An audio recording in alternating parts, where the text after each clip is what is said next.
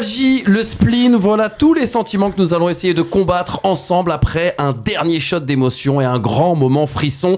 La saison 2024 est terminée, on est à 97 jours d'un prochain Grand Prix et d'ici là, plus rien ne sera jamais pareil. Salut les amis, bienvenue pour le dernier débrief de cette saison de F1 et pour combattre cette peur du temps qui passe, on va vous ramener aujourd'hui un invité qui va vous rappeler justement l'âge d'or des pistonnés. Monsieur Pierrot Despiello est avec nous. Salut mon Pierrot. Salut Manu, salut tout le monde, j'espère que vous allez bien.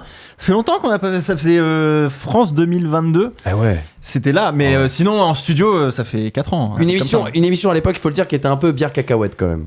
Parce qu'on était surexcités, oui. tu vois, il y avait une ambiance un petit peu le parfum de l'été. En tout cas, je vais te remercier. Enfin, Paddock Pass quand même. Paddock Pass quand même, c'est vrai. Oui. Bière cacahuète. Enfin, pour 30 minutes. Hein. Alors pas lui. Je te rappelle qu'il avait l'équivalent des médailles de Léon Marchand autour du cou.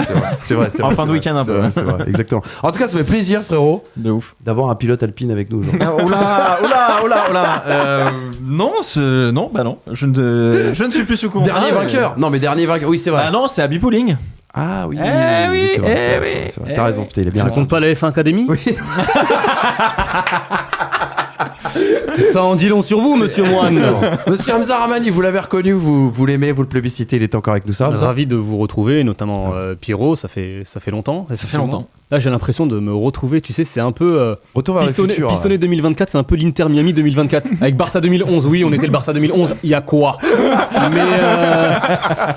Non mais oui, ça fait plaisir, je pense. Donc tu nous compares au Barça encore une fois, vraiment une humilité à toute épreuve. Bah oui, c'est vrai que Hamza. Attends, excuse-moi, Manu qui débute chaque émission par les meilleurs, la crème de la crème. Bien sûr. Mais tu vois, ça t'a pris la tête. Mais oui, mais certainement. Avant, t'arrivais avec des petits t-shirts Nokia, là, machin, comme ça. Alors que tu maintenant, disais rien. Alors que maintenant, ça se pointe en grande marque, en grande pompe. ça paye les pistonnés. Le pape de l'humilité est avec nous, du coup. Monsieur Brice Germain. Ça va, Brice? Oui, ça va très bien. Ça va très très bien. Je suis très content d'avoir Pierrot avec nous parce qu'on ne fait que le voir en privé. C'est vrai. Et vous n'aimez plus Despiello? Ouais, ils sont en embrouille, je crois. Ouais. Non. On l'était. On va pas insiders des insiders des outsiders, tu sais. Les insiders des outsiders. C'est exactement ça. Je crois qu'ils se parlent plus trop. Ouais. Il fait une bouffe chez moi une fois toutes les 2 semaines. Non, mais ça fait plaisir d'avoir Pierrot. Parce que le reproche, on peut le dire, que tu nous fais hors antenne. Tu dis que depuis que t'es parti, cette émission se passe en ASMR. Et c'est vrai que, tu vois, depuis que t'es revenu, l'ambiance est un peu plus électrique, tu vois. Bah oui. Enfin là, parce que je vous vois un peu endormi sur certains débriefs. Oui, non, Bottas a fait une bonne course. Qu'est-ce qu'on s'en fout, putain. Tu vois, ça c'est la preuve qu'il nous a vraiment regardé parce que Bottas, on en a pas parlé de l'année. Ah bah pour le coup, ce qui me fait rire, c'est qu'il dit ça, mais il faut regarder ses Fast Five. La Formule 1 est revenue ce week-end à Las Vegas. Gros, si nous on est ASMR... C'était le Fast Five. Oh les bâtards. T'as démarré, on y va. C'est vrai. J'adore cette ambiance. On va vraiment clôturer 2024 de la meilleure des manières. Un petit bonus, la victoire d'Isaac Hadjar ce week-end. Pour le coup, rien ne sera laissé au hasard dans cette émission. Ça sort les armes direct. On y va. Ok, c'est bien. C'est la dernière. C'est la dernière roue libre. Non mais vous savez, moi j'étais à DTR Fight ce week-end. Il y a pas de problème. Monter sur un ring maintenant, je comprends comment ça se passe. Ah bon, pourtant les chocottes, les chocottes. T'as pris un petit peu depuis le GP Explorer. Oh non. Ouais, bah t'inquiète pas. Je suis passé sur une catégorie au-dessus. On va se rentrer dedans. Y a pas de problème. Bon les gars. Retire ton gilet pare-balles. Mettez en commentaire si jamais. Ça va bien se passer, ouais. Ils seront de nouveau en embrouille après cette émission. Je crois vraiment qu'ils se détestent. Les gars, avant de commencer cette émission et ce grand débrief, il y a beaucoup de choses. On va vous détailler justement le sommaire dans quelques instants. Mais vous le savez, Noël approche et les pistonnés ont toujours des bons plans pour vous, des bonnes idées cadeaux aussi également à vous présenter, vous qui êtes fan de sport automobile, fan de sport aussi. On a eu quelques cadeaux. Regardez, attendez, je vais prendre mon micro façon Jacques Martin. Voilà. Ah bah il fallait le sortir. Regardez quelques images d'illustration, quelques-unes. Oh, c'est un peu compliqué avec le cadre. Non, alors tu l'as mis à l'envers, je crois par contre. Ouais, c'est ça, oui. Ah, pardon. Voilà, c'est mieux comme ça. Vous aurez reconnu en tout cas, voilà. Vous avez la possibilité en tout cas, grâce à l'équipe qui a mis en boutique les unes et photos mythiques justement qui ont fait l'histoire du quotidien sportif préféré des Français. 40 000 unes proposées sur la boutique avec une sélection en fonction forcément des sports que vous suivez, que vous appréciez, des moments forts comme la Coupe du Monde 98, la victoire à l'Euro 2000, la retraite de Rafael Nadal ou la victoire, vas-y tu peux le sortir, de notre ami Poupou, ça c'est pour mon polo en régie. Voilà, les unes magnifiques, il y en a certaines, si vous voulez vous faire un petit plaisir, je l'ai fait moi-même, vous remémorer notamment ou reprendre la une de votre date anniversaire, c'est tout à fait possible. Ah oui, celle-ci, c'est la plus récente. La mort de Johan Cruyff, bien évidemment. C'est tout à fait possible sur la boutique L'équipe. Et chers amis, jusqu'au 31 décembre 2024, vous disposez d'un petit code promo FT20. Ça vous offrira moins 20% sur la boutique des unes et photos L'équipe, donc jusqu'au 31 décembre sur le site bien sûr une au pluriel et photo au pluriel toujours .l'équipe.fr. Gardez bien sûr des moments de sport, c'est très important avec vous en souvenir ou pour décorer bien sûr votre intérieur. Nous on va refaire l'intérieur avec tout ça pour 2025. Et si vous voulez un autre moment de sport, un truc vintage, il y a ça, ça n'existe plus. Alors ça c'est pas sponsorisé par contre. Ah oui, même. Voilà. Non, mais attends, c'est un casque mythique quand même, va pas me le rayer s'il te plaît. J'aimerais bien avoir, on sait jamais si tu peux. J'aimerais bien avoir la petite miniature du Depiello 2023. Il y en a pas. Dommage.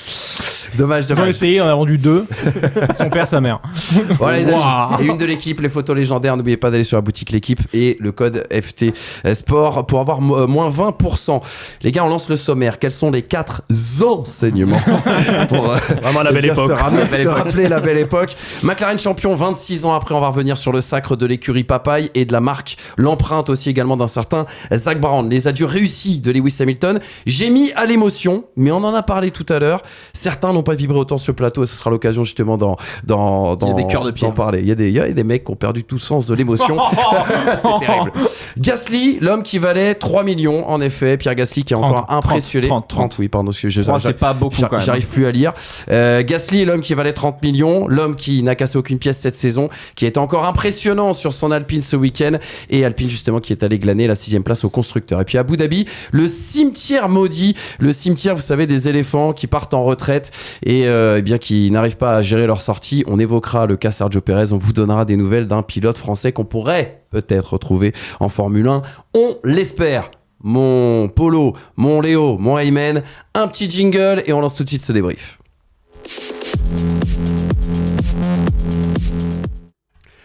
Et avant d'attaquer dans le vif, je vous propose qu'on se remémore quand même le résultat de ce Grand Prix d'Abu Dhabi. C'était la 24e manche de cette saison 2024. La victoire de Lando Norris devant Carlos Sainz et Charles Leclerc. Ça n'aura pas suffi pour les deux Ferrari qui voient McLaren prendre le titre constructeur. Hamilton, Russell suivent. Verstappen seulement 6e, Gasly 7e, Hülkenberg 8e pour sa dernière avec Haas. L'ami Fernando Alonso qui met 2 points malgré une Aston Martin en difficulté. Et puis Piastri qui a connu des difficultés mais ajoute un point de plus pour McLaren. On fonce tout de suite avant de parler de Formule 1 les gars sur ce qui est encore une fois l'un des moments émouvant, l'un des moments même un peu difficiles de notre week-end, c'est la cruelle désillusion pour Isaac Hadjar. On va parler de Formule 2 tout de suite, avec un week-end qui a été assez compliqué. Isaac Hadjar ne sera pas champion de F2, il devra se contenter du titre de vice-champion. On regarde un petit peu les faits du week-end, avec des gens en qualification, Victor Martins qui le protège en allant chercher la pole position devant Bortoleto. On rappelle que la pole position donne des points en F2. Isaac Hadjar qui a été pris dans le grabuge au départ, qui abîme son aileron, qui perd des places, ça c'était en sprint. La course principale avec cette voiture qui reste garée sur son emplacement. Est-ce que c'était dû notamment à un problème technique ou une erreur humaine? On a quelques informations. Brice est allé travailler, vous glanez tout ça, il vous expliquera tout. C'est le pire moment de ma vie, voilà les mots d'Isaac Hadjar justement dans sa radio après ce départ raté. Il a tout donné, il est parti avec 2 tours de retard, il a aligné les meilleurs tours, mais malheureusement ça n'aura pas suffi. Bortoleto est donc sacré champion de F2 après un titre bien sûr en F3 l'année dernière. Et puis j'ai rajouté une dernière note les gars parce que c'était criant encore une fois et visible, et je sais que c'est un axe que vous avez beaucoup abordé cette saison. Moteur en F2, Mecachrome, il va falloir faire quelque chose pour avoir quand même un semblant d'équité. Cette désillusion, ce cruel week-end les gars, je vous lance tout de suite. Quel est votre ressenti et qu'est-ce que vous vous dites à l'arrivée de cette saison de F2? La frustration de ne pas avoir rêvé sur cette dernière course en fait. Tu vois, au final, le résultat, peu importe, et honnêtement, le résultat, que ce soit Bortoleto ou Isaac champion, ça ne change pas mon jugement sur la saison d'Isaac, ni sur celle de Bortoleto d'ailleurs.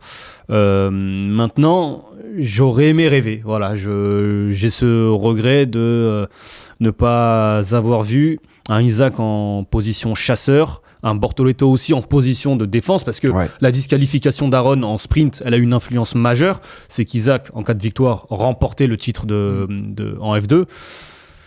Donc voilà, c'est un regret. Est-ce un problème technique ? Là, je pense que Brice nous donnera des informations, mais c'est aussi symbole de la saison d'Isaac, qui a été quand même ponctué par de multiples problèmes techniques. Il y a eu, au-delà même du crash à Bahreïn, on rappelle, il y a eu l'Arabie Saoudite, il y a eu moteur à Jeddah, il y a eu Imola, il y a eu Bahreïn au T1, t'as Imola, ouais, mais Bahreïn c'est un crash, tu vois. Oui, bien sûr, on n'est pas dans l'aspect technique. De la faute de qui ? C'était Bortoleto. Oui, mais ça, c'est Bortoleto, c'est Bortoleto, mais à la limite, c'est un incident de course. Bon, voilà. Isaac, il le dit, il fait Bortoleto.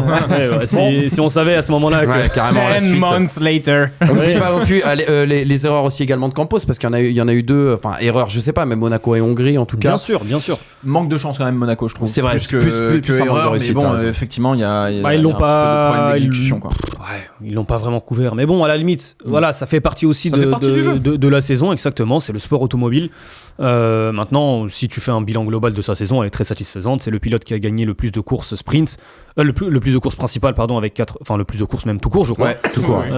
Mais 4 victoires en course principale. Et je suis tombé sur un tweet, et effectivement, ça me revient en tête maintenant, c'est un tweet, je crois, de Magnus avec des chiffres derrière, qui disait que en fait, Isaac, il fait podium à chaque course principale cette saison, hors problème technique. Donc, Ça te rappelle pas quelqu'un ? C'est la preuve de la. Chéri par Helmut Marko en 2020 ? C'est la preuve de la régularité aussi de sa saison. Et puis après, on verra pour l'avenir de Campos, mais c'est vrai qu'il n'a pas forcément été aidé. On lui a donné une bonne voiture et ils ont réussi à la rendre performante sur une bonne partie de la saison. Et à la fin, Invicta manifestement a trouvé quelque chose, parce que Bortoleto était vraiment compliqué à aller chercher. Est-ce qu'il faut qu'il change de moteur Campos, pardon, excusez-moi. Brice, t'as eu quelques infos. Est-ce que c'est un problème technique ou une erreur humaine, ce qui s'est passé sur le moment de s'élancer sur la course Les informations, principale? c'est qu'il y a un problème de puissance moteur au moment du lâcher d'embrayage. Enfin, je pense que effectivement, les machines sont éprouvées. C'est pas le seul ce week-end à avoir eu ce problème-là d'anti-stall qui se déclenche. Et bon, lui, pour l'occurrence, il a calé. Mais Victor a eu la même chose au départ. Il a réussi à la rattraper. Mais il y a eu beaucoup de ces cas-là aux arrêts au stand. Et je crois que Hart, ils avaient aussi ce problème en début de saison, non? Ouais, En début de bien saison, sûr. ouais. Donc voilà, c'est un truc, pour le coup, de ce que j'ai eu comme information, il avait fait une de ses meilleures procédures de départ, quand on regarde les datas, et que derrière, il y a eu ce problème de puissance à ce moment-là, qui a lâché. Ils ont dû la redémarrer, ils ont galéré à la redémarrer, mais derrière, effectivement, sans incident de course, et c'est quand même fou, c'est que les incidents de course arrivent au moment où Bortoleto partait dernier, et au final, il va gagner cette course à Monza, et ça n'arrive pas quand c'est le cas d'Isaac. Alors, on va essayer de sortir du prisme franco-français. Bortoleto est récompensé par une régularité cette saison de ouf, qui est en plus salué par du panache en fin de saison. C'est-à-dire que l'image qu'il va laisser à la fin sur son titre, c'est une image justement de ce qui s'est passé à Monza, et d'être performant en qualification, d'être performant en course, de remonter en course sprint, qui du coup lui donne une légitimité de régularité, plus de panache, ce qui a pu manquer en termes d'image à Théo l'année dernière. Et c'est un rookie. Et c'était un rookie. Ouais, t'as raison. Donc en fait, du coup, la comparaison va forcément venir avec Oscar Piastri, d'enchaîner F3 et F2. Parce que F3 aussi, il la gagne en tant que rookie. Tout à fait. Tout à fait. Sur sa première saison. Et pourtant, Dieu sait qu'en Freca, c'est pas non plus fou, quoi.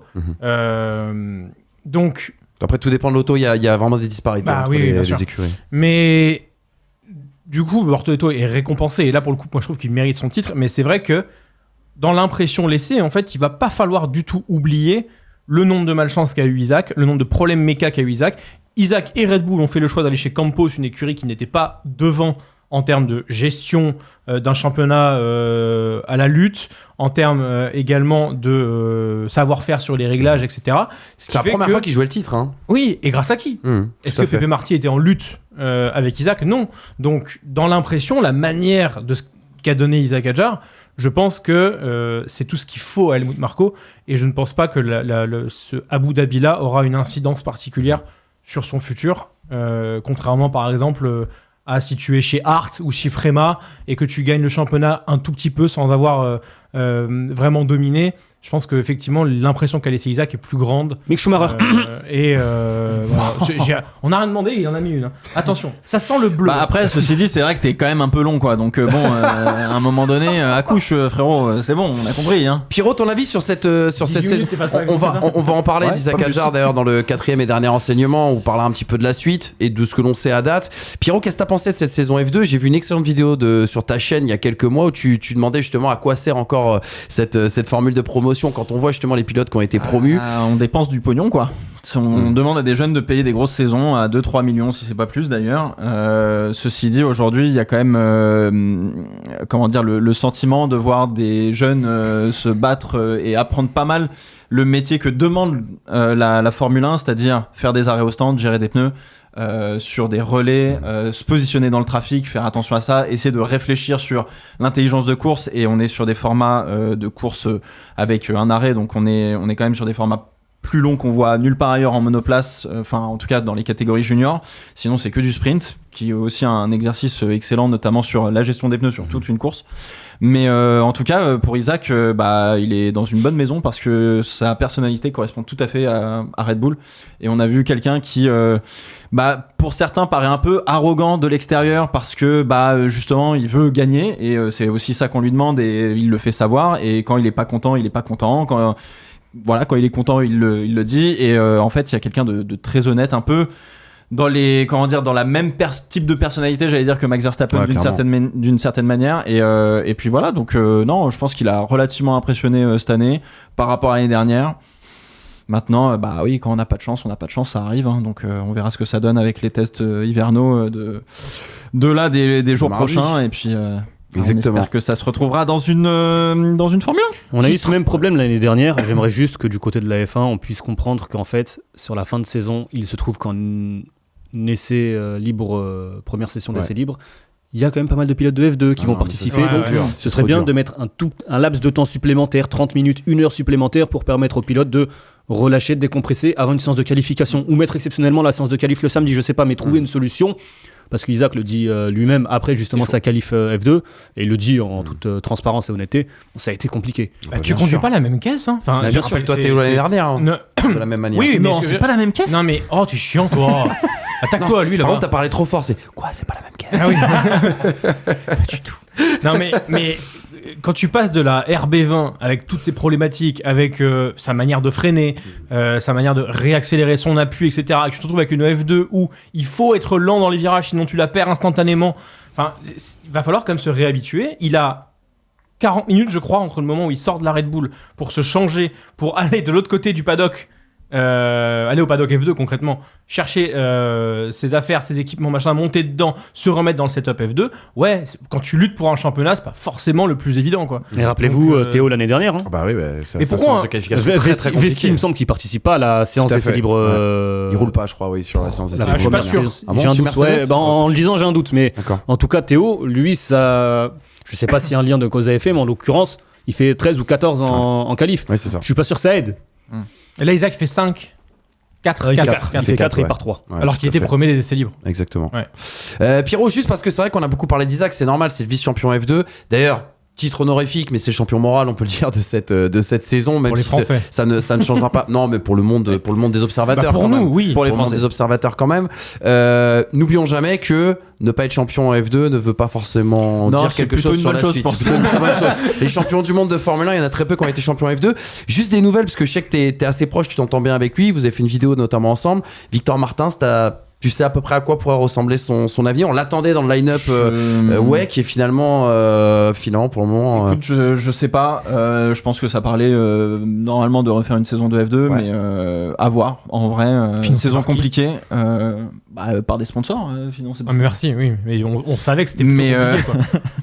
Mais non, effectivement, alors je sais pas s'il fera toujours partie de l'Alpine Academy parce que maintenant ils ont pris Paul Aron. Je sais pas du tout ce que ça a donné s'il va se diriger vers le WEC, mais il me semble pas. Il est pas dans le line-up. Tout à fait. Et puis, en fait, malheureusement, comme c'était le cas aussi pour Prema et c'est le cas pour ART, ils ont pas réussi à faire le bon switch entre la voiture de l'année dernière et celle de cette année, qui est un peu plus compliqué à maîtriser entre guillemets, ou trouver les bons leviers justement pour aller chercher de la performance, parce que c'est l'exploitation de la voiture qui fait la performance en piste. Donc ouais, écoute, on verra. On croise les doigts bien évidemment pour Victor, et puis Victor et Isaac, on les rencontrera, on vous proposera des formats normalement pendant cette intersaison pour vous donner des nouvelles et puis pour faire tirer le bilan justement de cette saison F2 avec eux. Les gars, on fait un switch sur la Formule 1, on va débriefer ce Grand Prix d'Abu Dhabi. Je vous rappelle d'ailleurs qu'il y aura un conseil de classe en live, on vous donnera les informations sur les réseaux sociaux pour vous teaser tout ça, le traditionnel conseil de classe que vous appréciez bien évidemment et qui sera de retour normalement à partir de la semaine prochaine. Premier enseignement les gars, McLaren l'a fait. Je sais pas quel âge vous aviez en 1998, je n'avais que 10 ans, 26 ans après, McLaren remonte tout en haut du sommet en tout cas du championnat des constructeurs.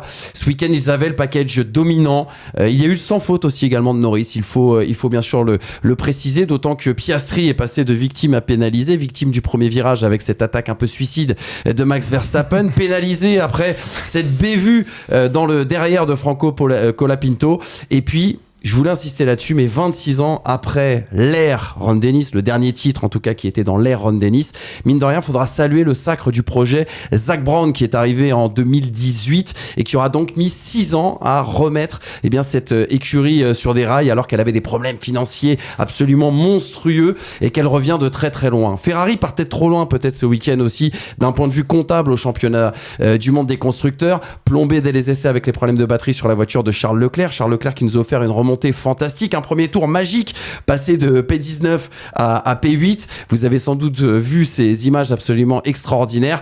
Et puis, comment ne pas évoquer Carlos Sainz? J'ai mis digne et impressionnant jusqu'au bout parce que il nous a impressionné. On avait fait des émissions ensemble quand il avait été nommé chez Ferrari. On n'était pas forcément très convaincus, mais il a encore une fois terminé sur une note absolument très bonne et parfaite. Pierrot, ton avis sur ce titre de McLaren? Moi, c'était la première saison où je regardais la Formule 1 en 98, donc stylé. Je suis très très heureux pour eux. Je suis très heureux aussi pour les fans de F1 parce que ça y est, on a une alternance entre Red Bull et Mercedes. Wow.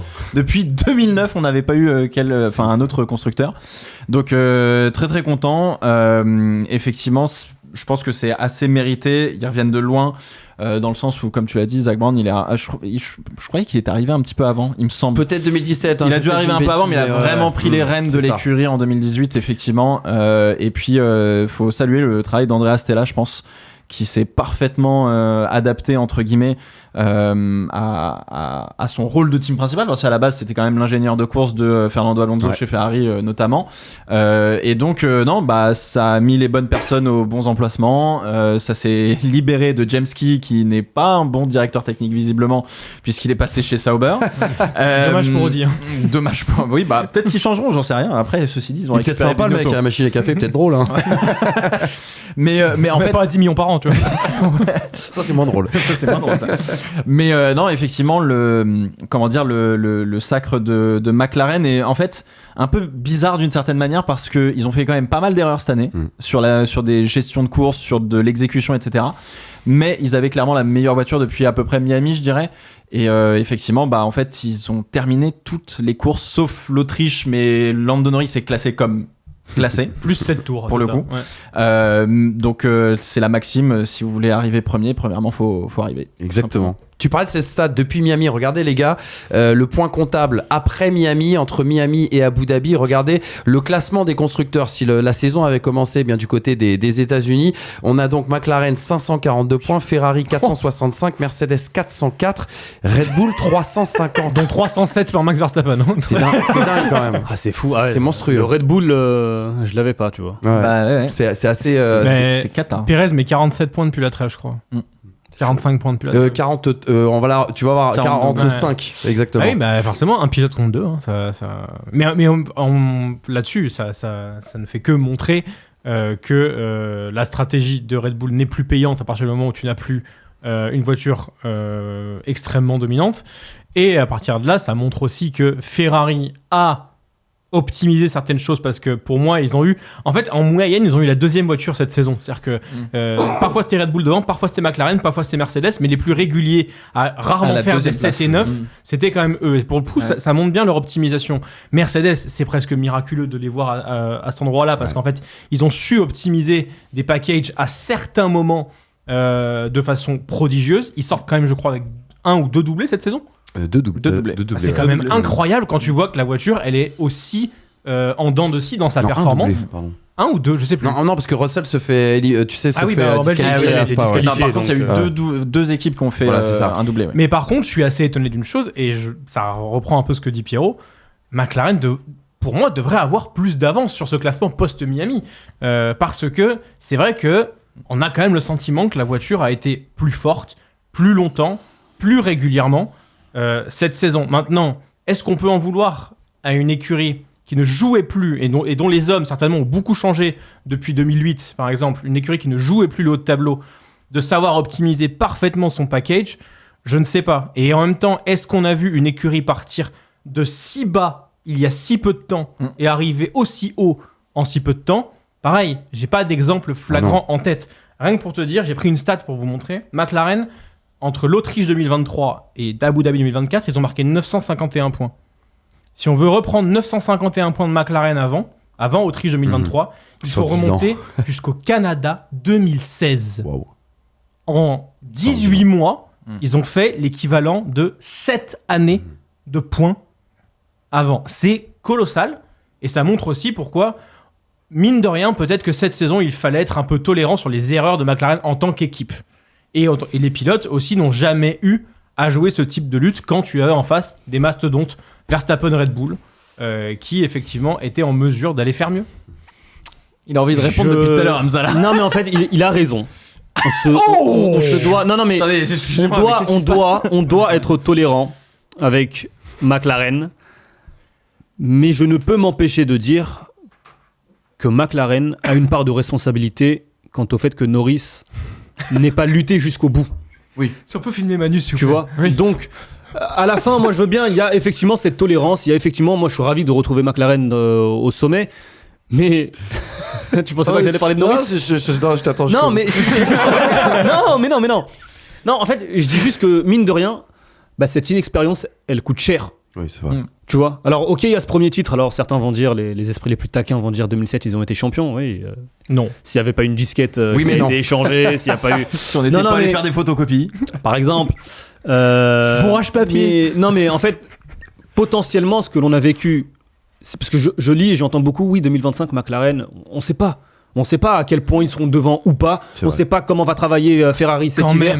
On ne sait pas. Ils seront parmi les 4 meilleures équipes. Je suis pas sûr que la hiérarchie soit bouleversée à ce prisme-là. Ils tomberont pas à la 7e place. Je te dis juste que je ne sais pas à quel point Ferrari pourra ou pas, parce que Ferrari, mine de rien, on en parlera dans l'émission Conseil de classe, mais il y a cette évolution totalement ratée.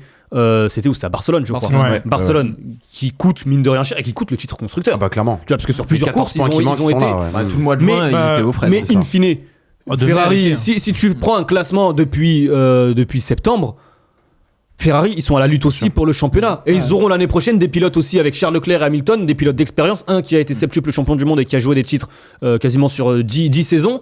Et l'autre qui est enfin prêt pour jouer un titre. Donc, je ne sais pas à quel point McLaren, la conséquence de ce manque d'expérience qui font que McLaren ne remportera pas 2 titres en 2024.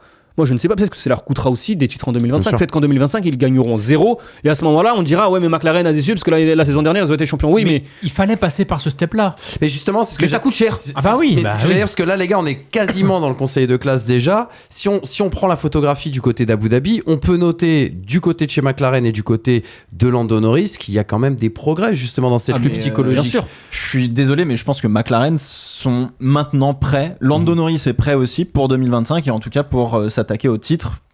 Déjà pour le défendre pour les constructeurs, mais pour aller le chercher aussi, parce que sur la course d'Abu Dhabi, et je pense que c'est l'une des premières fois où on voit autant de calme à la radio, autant d'anticipation sur des événements de course, où la voix de l'ingénieur ne tremble pas non plus, où on se pose pas des milliards de questions inutiles, etc. Et bon, alors après c'est Fin de facile course. Après, bah non, On s'arrête pas parce que. Non, mais on prévoit une c'est safety pas car. ça. Ouais, Je prévois la safety safety car. car. Très malin, bien Oui, sûr. mais- Prévoit la safety car, on est là, C'est on une se dit, safety car, qu'est-ce bah que oui. tu fais Lando? Est-ce que tu penses Est-ce qu'avec que des tu penses pneus neufs, que t'es tu- capable bah de oui, passer complètement. Carlos Sainz? Ça, justement, Ça, c'est de la vraie maturité. Bien sûr. Ça, c'est de la vraie maturité. Dans tous les cas, tu ne peux pas l'anticiper vraiment, ça. Bah bien sûr que si. Si Ça la safety dépend car, de elle l'endroit arrive- où sort la safety Mais car. oui, mais si la safety car Non, est c'est pas ça le déclenchée problème. au moment, si la Peu safety car est déclenchée au moment où Latifi s'est craché, Peu importe. t'as pas le temps à la radio pour dire est-ce que tu penses que Ouais, les softs, les si à y ce a moment-là machin, t'as il y a- déjà la il y a réponse de deux cas. Norris il rentre tout de suite. Tu Il y dis a deux box cas. box. Bah, Si à ce moment-là tu n'as pas eu l'anticipation de dire à ton pilote est-ce que tu peux, il reste en piste, Sainz entre au stand et on se retrouve dans la situation exactement. Abu Dhabi 2021. C'est savoir quelle est la peste ou le choléra qu'on préfère choisir. Est-ce qu'on préfère avoir des pneus neufs et essayer d'attaquer et donc de dépasser Carlos Sainz, est-ce que t'en es capable, ou alors à ce moment-là, sinon on reste en piste et on joue la position à piste parce que c'est ça le plus important, et Sainz sera obligé de piter pour tenter de jouer quelque chose d'autre. Donc là, cette réflexion-là, c'est celle que moi j'ai quasiment attendu toute la saison quand ils étaient devant, quand ça jouait sérieux, machin, etc. Et là, la voir, ok, cool, avoir un Norris qui, pareil, est correct avec les pneus, où il fait les bons retours, où il est tranquille, où justement il s'enflamme pas, etc. Ça, c'est arrivé quand même beaucoup plus tôt aussi dans la saison, mais c'est quand même très bien. Puis il y avait un joli gap avec Sainz, même s'il restait relativement proche. Ça gérait très bien. C'était voilà, on est en réaction par rapport à tout ce que font les autres pilotes sur la piste. Nickel. Donc honnêtement, l'année prochaine, ouais, je pense que Lando Norris se sent déjà libéré d'avoir vécu cette saison difficile en tant que pilote et avoir pris la pression en plein dans la tronche face à Verstappen. Et en même temps, je pense que McLaren se rendent compte aussi aujourd'hui que ils sont capables de gagner un titre constructeur, et surtout ils sont capables de pas faire d'erreur, et en tout cas d'aller chercher maintenant les petits détails, ce qui n'était pas le cas il y a 1 an ou 2. Exactement. Une petite déclat de Zach Brown, justement, et je vous redonne la main tout de suite, les gars. C'était sur Sky Sports hier, dans le débrief post-Abu Dhabi.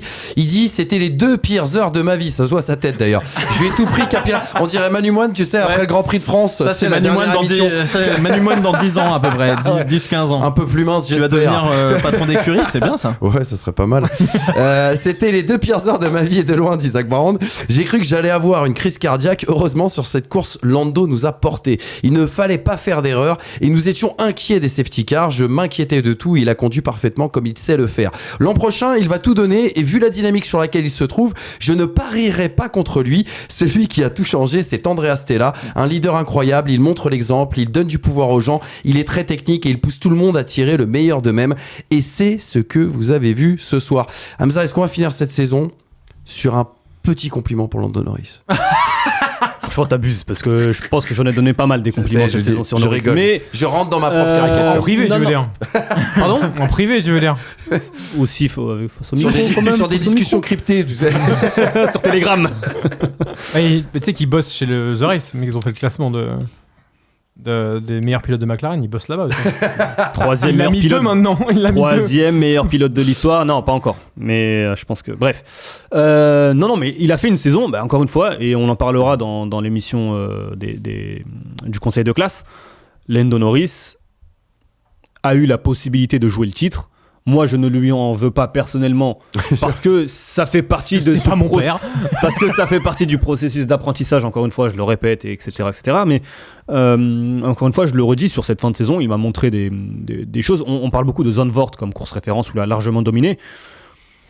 Moi, je suis plus impressionné par ce qu'il a montré à Abu Dhabi qu'à Zandvoort. Je suis plus impressionné, encore une fois, j'avais dit au Qatar, c'est un petit détail, mais son comportement au départ face à Max Verstappen notamment, voilà, ce sont des petits détails qui me font dire que il est en train de, évidemment, prendre en maturité, de passer des petits paliers. Moi, la question que je me pose, c'est sera-t-il capable l'année prochaine de jouer un titre avec un pilote, un coéquipier qui va aussi vouloir jouer le titre, en l'occurrence Oscar Piastri, qui lui-même disait hier, je suis un produit pas fini, si on doit le traduire, parce que ce n'est que sa 2e saison, et encore une fois, la maxime de France Toast, les fameux 3 ans d'apprentissage, etc. Sauf pour Tsunoda. Oui, Tsunoda, lui, c'est 10 ans manifestement. Bref, ça c'est un autre débat. Donc voilà, l'année prochaine, Norris, il va devoir faire face à la concurrence interne avec Piastri, et il va devoir faire face à la concurrence externe avec Verstappen, avec Leclerc, avec Hamilton. minimum. Ouais, J'ai pas compté les pilotes Mercedes. ouais. Donc, sera-t-il capable? En tout cas, je pense qu'il sera beaucoup plus armé début 2025 qu'il ne l'a été début 2024. Forcément. Mais ça sera plus près, mais est-ce qu'il pourra sera au niveau? Ça, c'est une question. Mais est-ce que ça lui conviendra pas mieux une lutte, par exemple, comme elle a été de Miami à Abu Dhabi, à savoir une lutte à 6? Parce qu'imagine, il se retrouve juste avec une lutte, lui contre Verstappen. En fait, c'est là encore où ça devient encore plus compliqué. Lui nous a montré cette saison qu'il pouvait faire des week-ends de maestria de A à Z. Mais les enchaîner, c'est encore ça qui nous manque. Mais pour répondre à ta question, pour moi, ça va dépendre de la performance monoplace. Parce que je ne sais pas si Norris, ce qu'a fait Verstappen sur post-Miami, je ne sais pas si Norris est capable, avec une voiture moins bonne, on le voit, le classement depuis Miami, Red Bull, c'est la 4e force. Alors il y a Perez, donc on va dire 3e force et demi. Ouais. Est-ce que Norris, avec la 3e voiture du championnat sur une quinzaine de courses, est-ce qu'il est capable de lutter pour un championnat, de réaliser des podiums? Moi j'en sais peut-être oui, peut-être mais dans l'état non. actuel des choses, si jamais ça se poursuivait comme ça, en fait, il serait en bonne position parce qu'effectivement, quand il est sur un bon week-end et que sa monoplace fonctionne bien, il va quand même aller chercher la victoire et de plus en plus sereinement. C'est plus, encore une fois, sur une lutte où il serait à 2 ou à 3 et que la moindre erreur te fait perdre 25 points par rapport à d'autres. Je pense que la lutte à 4 ou à 5, elle serait davantage bénéfique à Norris, mais pas par rapport au prisme Norris, par rapport au prisme Verstappen. Oui, bien sûr. Qui dans ces cas-là ne se focaliserait pas seulement sur un seul pilote, mais sur plusieurs. Exactement. Et avec la déperdition, on va dire, de la récolte, on va dire, des points, en effet, avec plus de concurrents. Dernière petite stat, et on va parler aussi très rapidement du cas Ferrari. Mais Piastri est rentré dans l'histoire un petit peu plus hier en bouclant 100% des tours cette saison. Regardez la liste des mecs qui ont réussi à le faire, enfin des légendes, pardon. Il y avait pas Senna aussi? Alors moi j'avais que ces trois là, mais peut-être qu'il y a une erreur. J'ai vu ces stats aussi là. D'accord. Je sais pas si c'était Senna, mais d'accord, ok. Bah écoute, je l'avais pas. En tout cas pour ceux que j'ai réussi à trouver, Michael Schumacher 2002, Lewis Hamilton 2019 et Max Verstappen bien sûr l'an dernier. La fiabilité c'est de McLaren aussi, hein, parce que les deux pilotes ont terminé tous les tours, si ce n'est effectivement on parle de l'Autriche, et les deux pilotes ont ramené la monoplace au bout quasiment à chaque fois. Et bah tu fais bien, parce que justement Fred Vasseur en a parlé hier au micro de Canal+, dans l'émission Formula One. Il dit « Félicitations à McLaren, ils ont fait une superbe saison, ils ont toujours été constants, ils ont été performants et n'ont pas eu de problème de fiabilité. Je ne suis pas content de finir deuxième, mais être derrière McLaren me touche car j'ai commencé avec eux. Je reste déçu car on a fait le boulot aujourd'hui et je pense qu'on a fait une très belle saison. Donc terminer 14 points derrière, ça laisse aussi un goût amer, mais c'est la meilleure préparation possible pour l'année prochaine. » Fred Vasseur qui rajoute aussi cette petite déclaration. Ce qu'il manque, c'est pas forcément la performance, c'est regarder les trous dans la saison et essayer de ne pas faire des erreurs qu'on a fait. En juin, on a perdu 80 points sur McLaren en 3 courses et quand on finit à 14 points, bah ça fait mal. Le Canada. Catastrophique. Le Canada, c'est pour moi ce point d'orgue là. Encore une fois, faut pas faire le conseil de classe, hein, mais c'est un peu dur. Quand tu vois la performance qu'ils ont en deuxième partie de saison, la performance qu'ils ont en première partie de saison, avec cette victoire à Monaco qui vient inscrire quand même Charles Leclerc, manifestement, dans une potentielle lutte au titre. C'est vrai ça. C'est vrai qu'en début de saison, on parlait de Ferrari en lutte pour le titre. Parce on voyait pas McLaren. Et surtout, on a que des top 4 consécutifs de la part de Charles Leclerc, que Max Verstappen commence à s'effondrer, et que subitement à Miami, c'est la McLaren qui prend un saut de performance. Et on se dit, attention, peut-être une lutte à 3. Et puis, ce down complet au mois de juin. Mais le Canada, je sais plus combien ils finissent, mais je crois que Charles Leclerc ne termine pas. Oui, je sais plus. C'est Kata fait les toupies, envoie Albon dans le mur. Bon. Ah bah les deux abandonnent. Les deux abandonnent, tu vois. Et pendant ce temps-là, t'as Russell, Verstappen et Norris qui se tirent la bourre devant. Et ça dure le temps peut-être d'un triple header, mais qui est suffisant en fait. Et Vasseur le dit, à une lutte à 4 comme ça, tu ne peux plus te permettre. Max Verstappen, il a évité les crashs, sauf avec Lando Norris. Il a juste été mettre les points quand il le fallait parce que tout le monde allait diviser pour mieux régner et se partager les miettes de points. Là, en l'occurrence, Ferrari ne pouvait pas se permettre de faire ça. Et oui, c'est rageant, mais en même temps, je suis d'accord avec Vasseur. Qu'est-ce que c'est prometteur pour la suite? Quand tu vois le line-up que tu vas avoir. Qu'est-ce qu'elle est belle cette image, je suis désolé. Oui, mais j'ai pas du tout le souvenir de voir des mécanos McLaren en gris aller saluer les mécanos en rouge, tu vois. Mais là, c'est un magnifique moment de sport. Au bout de 24 grands prix comme ça c'est exceptionnel. En même temps, tout le monde est sur les rotules, là, je pense. Et au bout de 17 ans, à se battre pour ce genre pour retrouver ce genre de lutte aussi. Je pense qu'ils se sont tous fait un câlin en mode c'est pas Red Bull ni Mercedes. let's go. Non, puis Ferrari, il gagne une place au championnat constructeur, hein, parce que ils étaient 3e, encore derrière Mercedes. C'est-à-dire que c'était encore des problèmes d'exécution. La Mercedes était bien moins bonne que la Ferrari l'année dernière.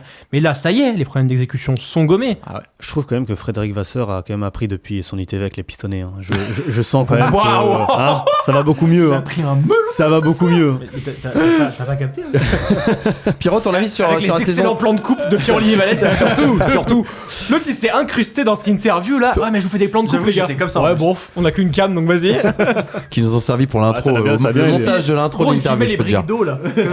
Ouais, mais c'était bien fait. Il y a un Voilà, plan en voilà. travelling qui m'a Merci. servi au montage. Merci. Un petit mot. 2 ans après, merci beaucoup. Un petit mot très rapide sur la course de Charles Leclerc. J'ai lu beaucoup de choses.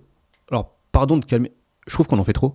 Tu me trouves Dans le sens où il avait une nouvelle voiture, tu vois, ou une nouvelle unité de puissance. Le premier tour, En fait, quand même. oui, tu peux pas non, dire que le c'est pas un premier peu tour, magique, quand même. il est exceptionnel. Ouais, attention, ouais, d'accord. ne me faites pas dire ce que je n'ai pas dit. Mais Oh, en le fait, grincheux. moi, avant la course, Si c'était Alonso qui l'avait fait, frérot. avant la course, oh, tu sais très bien que Ferrari est bon. Avant la course, si enfin, on n'en a pas parlé malheureusement, mais si tu m'avais demandé où finissait Leclerc, pour moi, c'est un pilote qui pouvait limite lutter pour la victoire. Ouais. On se retrouvait peu ou prou dans la situation Hamilton-Brésil, sauf que là, tu avais tous les pilotes en piste qui ont des outils mécaniques en fin de vie. Et t'as Charles Leclerc qui se retrouve avec limite une voiture neuve. Une batterie neuve. Donc forcément, tu te retrouves dans une situation où le premier tour, il faut le faire. Attention. Mais pour moi, ce n'est pas un exploit. Alors malheureusement pour lui, il n'a pas eu de safety car parce qu'avec une voiture de sécurité, il aurait pu finir encore plus haut. Hamza, 11 places au premier tour. 11 places. Oui, mais il C'est remet pas en exceptionnel. cause Comme le le- départ de Raikkonen à Portugal, Portimao, ouais. c'est exceptionnel. Encore une fois. Alonso, La, la, Budapest 2006. Non mais le départ, il Senna est Donington, fabuleux de la part bien de sûr. Charles Leclerc. Mais s'il n'avait pas réussi un tel départ, pour moi, il finissait quand même sur le podium. Mais... Oui. Bon, Oui. non, Là, je- À la je sais régulière, pas. à la régulière, Là-dessus, pour moi, je suis il- assez d'accord Je avec pense qu'il Hamza. aurait fini comme Hamilton. Oui, Bah, pour moi, il finissait devant Ouais, Hamilton, c'est pour- potentiellement, tu vois. Il est bloqué derrière qui? Derrière Russell. C'est pour ça qu'il Qui ça s'arrête. Charles Leclerc. Ouais.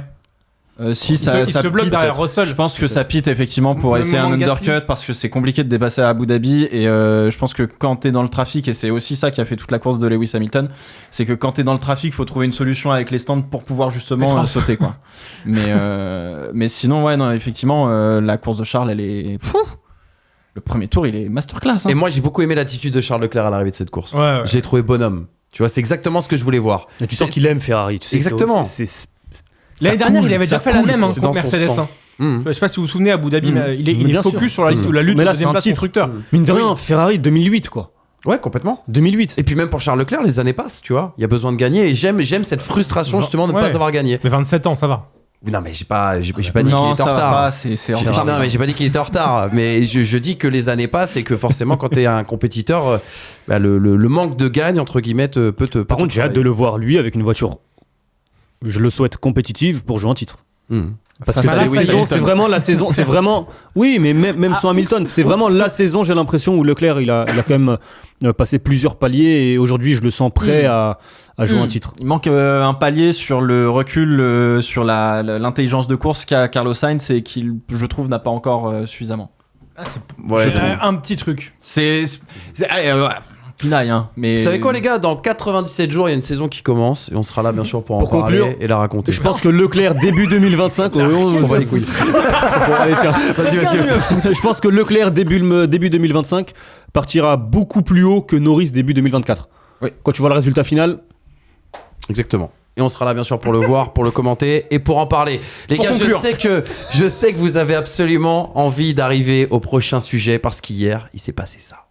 Que Lando Norris est en train d'en terminer pour ce Grand Prix. Il s'empare de cette 4e victoire et la dernière de la saison alors que Lewis Hamilton en caméra embarquée sur la 2e pleine charge qui revient sur George Russell qui protège l'intérieur au virage 9. Hamilton à l'extérieur du virage 9. Il est en train de passer Lewis. Incroyable, quel dépassement du septuple champion du monde qui s'empare de la 4e position. Une 4e position qui ne veut rien dire parce que c'est pas un podium, mais quel symbole, quelle manœuvre de dépassement.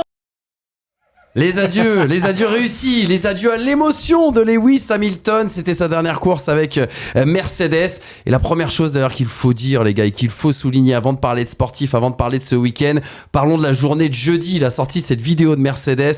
Perfection et élégance à l'état pur. Je n'en dis pas plus. Vous continuerez bien sûr la J'ai discussion chez vu vous. la même chez Alpine pour Esteban Ocon. Ah bon? Ah non, pardon, Il y en a un qui a dit excusez-moi. je n'en dirai pas plus. Pardon. L'autre qui arrive et qui Pardon, dit excusez-moi. le plat, les pieds. Non, j'ai vu celle d'Alpine avec Brad Pitt. Le pilote oui. Alpine. Oui, c'est vrai. Bralpine. Lewis Hamilton qui était bouleversé tout au long de ce week-end, qui a livré son autocritique, c'était assez intéressant dans le Media Day, qui a expliqué qu'émotionnellement il avait un petit peu mal géré cette saison, qu'il a fait beaucoup d'erreurs, que parfois il était plus dedans, qu'il était plus motivé aussi, et que voilà, les choses sont pas forcément très bien passées. Alors ça s'est pas forcément très bien passé d'ailleurs ce week-end au début, il y a eu les grands espoirs en EL2 quand on l'a vu sur les longs relais, on s'est dit oh tiens, et s'il finissait sur un grand résultat pour sa dernière course avec Mercedes, et désespoir, et bien des EL2, on est passé Vinci au autoroute. désespoir de la Q1 avec bien le fait qu'il était lâché dans son dernier run assez tardivement, et puis le problème l'imbroglio avec Kevin Magnussen et ce cône qui est venu Ponceau Petronas quand même. Exactement, qui est venu se loger à l'entrée de son fond plat. Une stratégie décalée dans cette course, un excellent départ, une course d'attaque sublimée au dernier tour par bien cette passe d'armes. Alors je suis pas sûr que George Russell ait vraiment défendu, il a enrhumé, c'est mais il y a un très bel extérieur, et mine de rien dans le storytelling et dans l'émotion qu'on a vécu hier, et bien ça faisait plaisir. Et justement, c'est la question sur laquelle j'ai envie de vous lancer, les gars. Moi je le dis sur ce plateau, hier j'ai vécu un moment top 5 de l'ère hybride, un moment pour moi d'histoire, un moment pour moi d'émotion, je dirais même collective. Franchement les gars, je vous le dis, ça m'a vraiment touché ce qui s'est passé hier, et je voulais savoir si vous aviez partagé justement bien cet avis. T'abuses un autant, peu, ouais, pas t'abuses un autant. peu quand même. Ah ouais?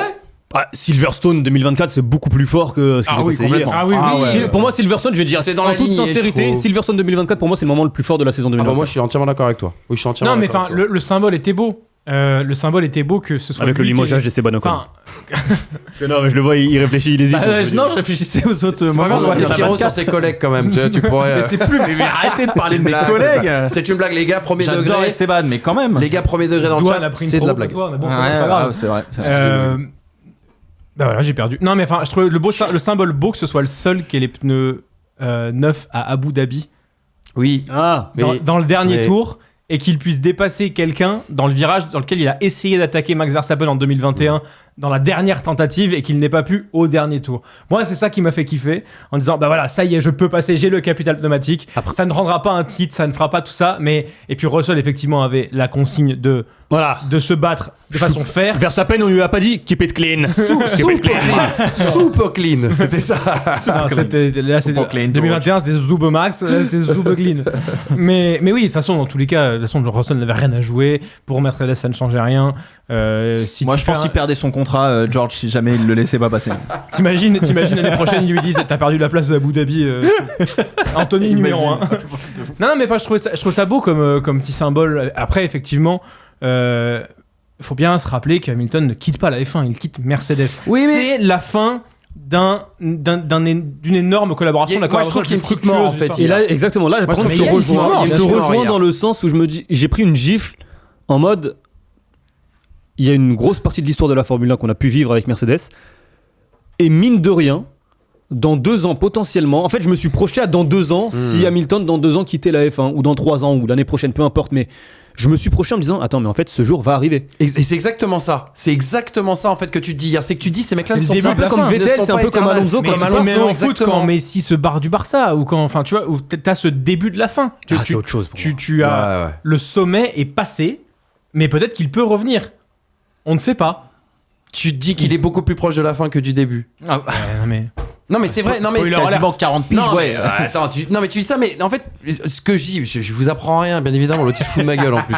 Tu sais, genre. Tu l'as fait à la non, dernière mais- émission. Mais non, mais c'est pas ça, c'est que je dis ça parce que, en fait, t'as l'impression que ces mecs-là, ces mastodontes sont éternels. Fernando Alonso, il a 43 ans, il est encore là. Lewis Hamilton, il a encore re-signé un contrat de 2 à 3 ans avec Ferrari. C'est que tu te dis, en fait, t'es habitué depuis que t'es gosse à les avoir, et là, de voir Lewis Hamilton disputer sa dernière course avec Mercedes, que tu aimes ou pas Lewis Hamilton, pour moi, tu vis un moment de ton histoire. en Ah bien fait. sûr, mais Tu vois, de moi j'ai ton trouvé histoire ça avec la émouvant. Formule 1. Mais justement, j'ai un peu essayé de me barricader du fait que c'était pas la dernière course de Lewis Hamilton Mmh. et qu'il ne signe pas chez Sauber ou Williams pour en fin de carrière.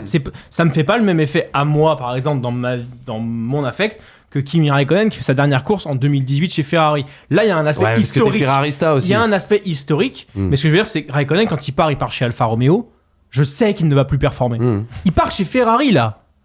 Oui, parce que t'es Ferrarista, t'es content qu'il aille chez Ferrari. Mais non, c'est pas ça. C'est qu'en Non, fait, il a le truc, raison. c'est qu'il peut.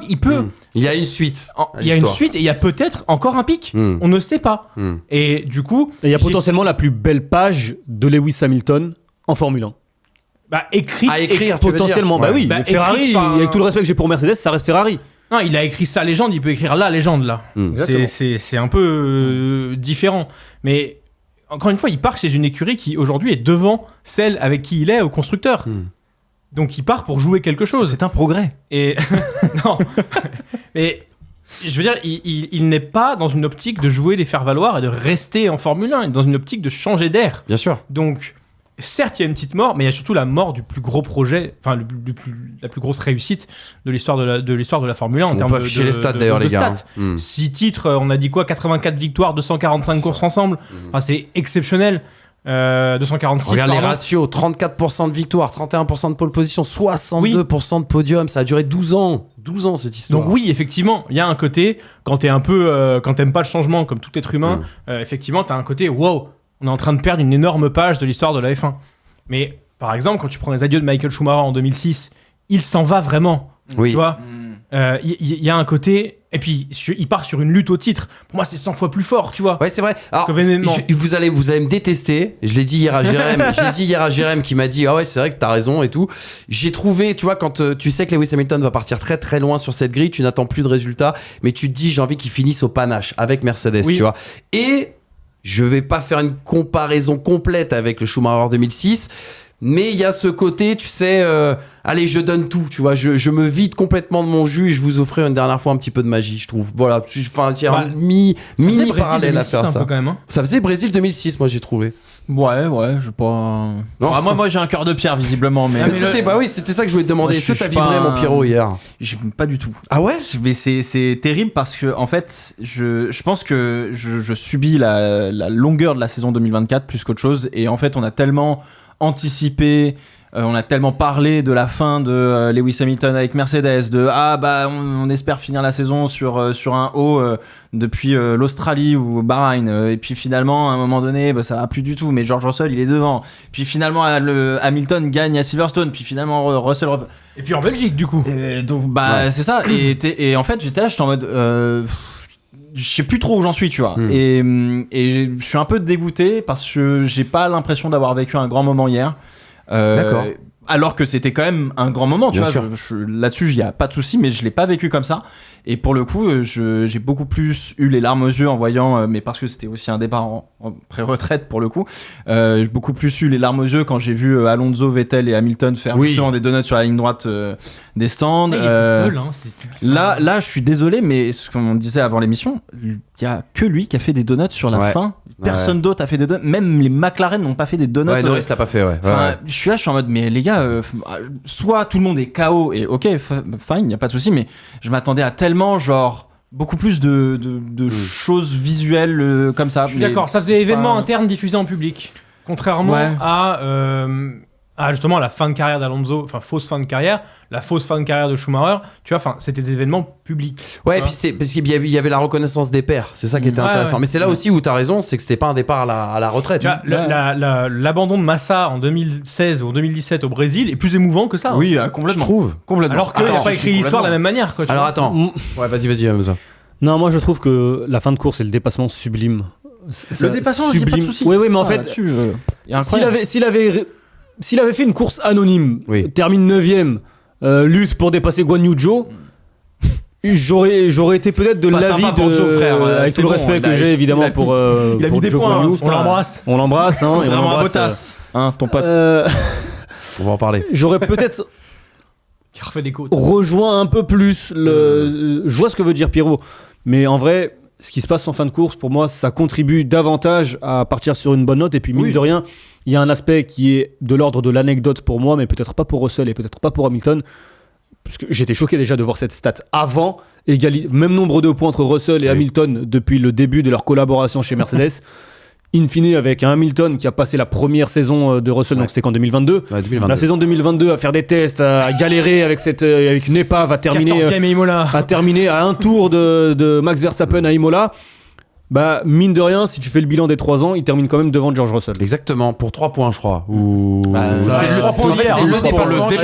c'est le dépassement qui lui permet, t'as raison. C'est pour ça, après, je pense aussi que Russell, je suis pas sûr qu'il le laisse vraiment passer. Non, c'est-à-dire que selon le règlement, il aurait très bien pu complètement écarter le foot dehors parce qu'il était pas devant au point de corde. Donc, comme quoi, le règlement est mal écrit et qu'il faut juste laisser l'espace. La fête aurait été un peu gâchée chez Mercedes. Qu'est-ce qu'il vient faire là, lui? Max. Ah non, je pensais que c'était Trump. Mais je croyais que c'était Zach Brandon, tu vois. Dans la même voie. Apparemment. Cette Apparemment, imitation on est est pas bien foirée.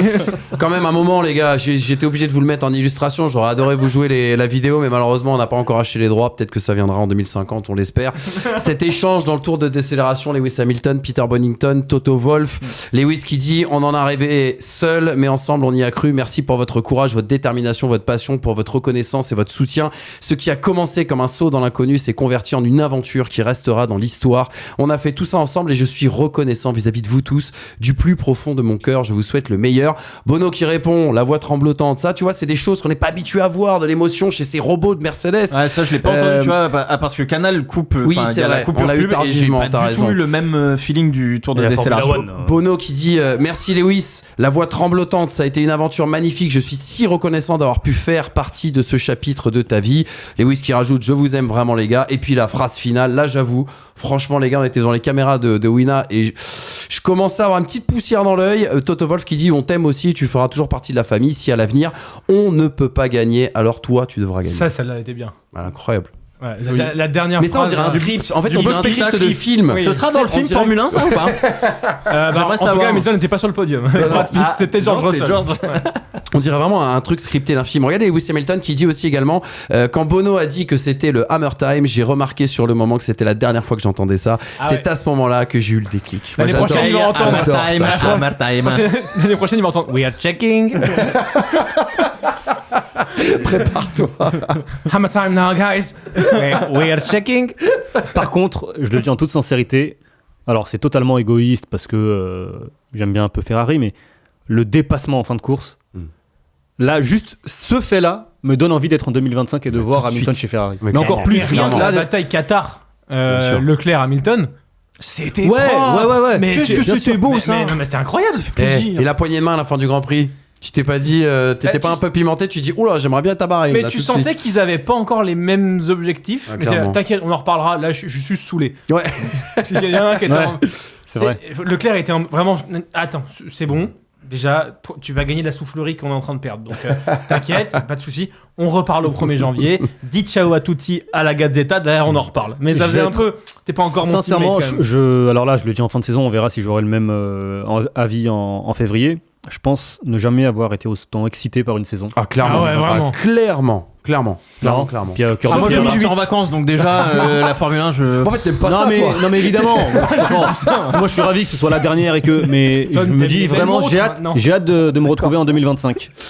Ah non, mais clairement. Voilà, Non ça mais va par être, contre ça va être une année de fou parce qu'avec la stabilité réglementaire et tous les changements et tout ça va être fou, sachant que en plus à partir du 1er janvier globalement je pense que il y a on met en process de fabrication les updates sur la saison mais après il y a plus personne qui est sur la Oui, voiture qui est sur 2025, la. Ouais, hein, t'as raison, sur le développement. donc ouais. ça va être méga intéressant. Exactement. Méga intéressant. Juste Bien pour Aston Martin. Juste pour conclure, bah attends de voir ce que New Wave va dessiner.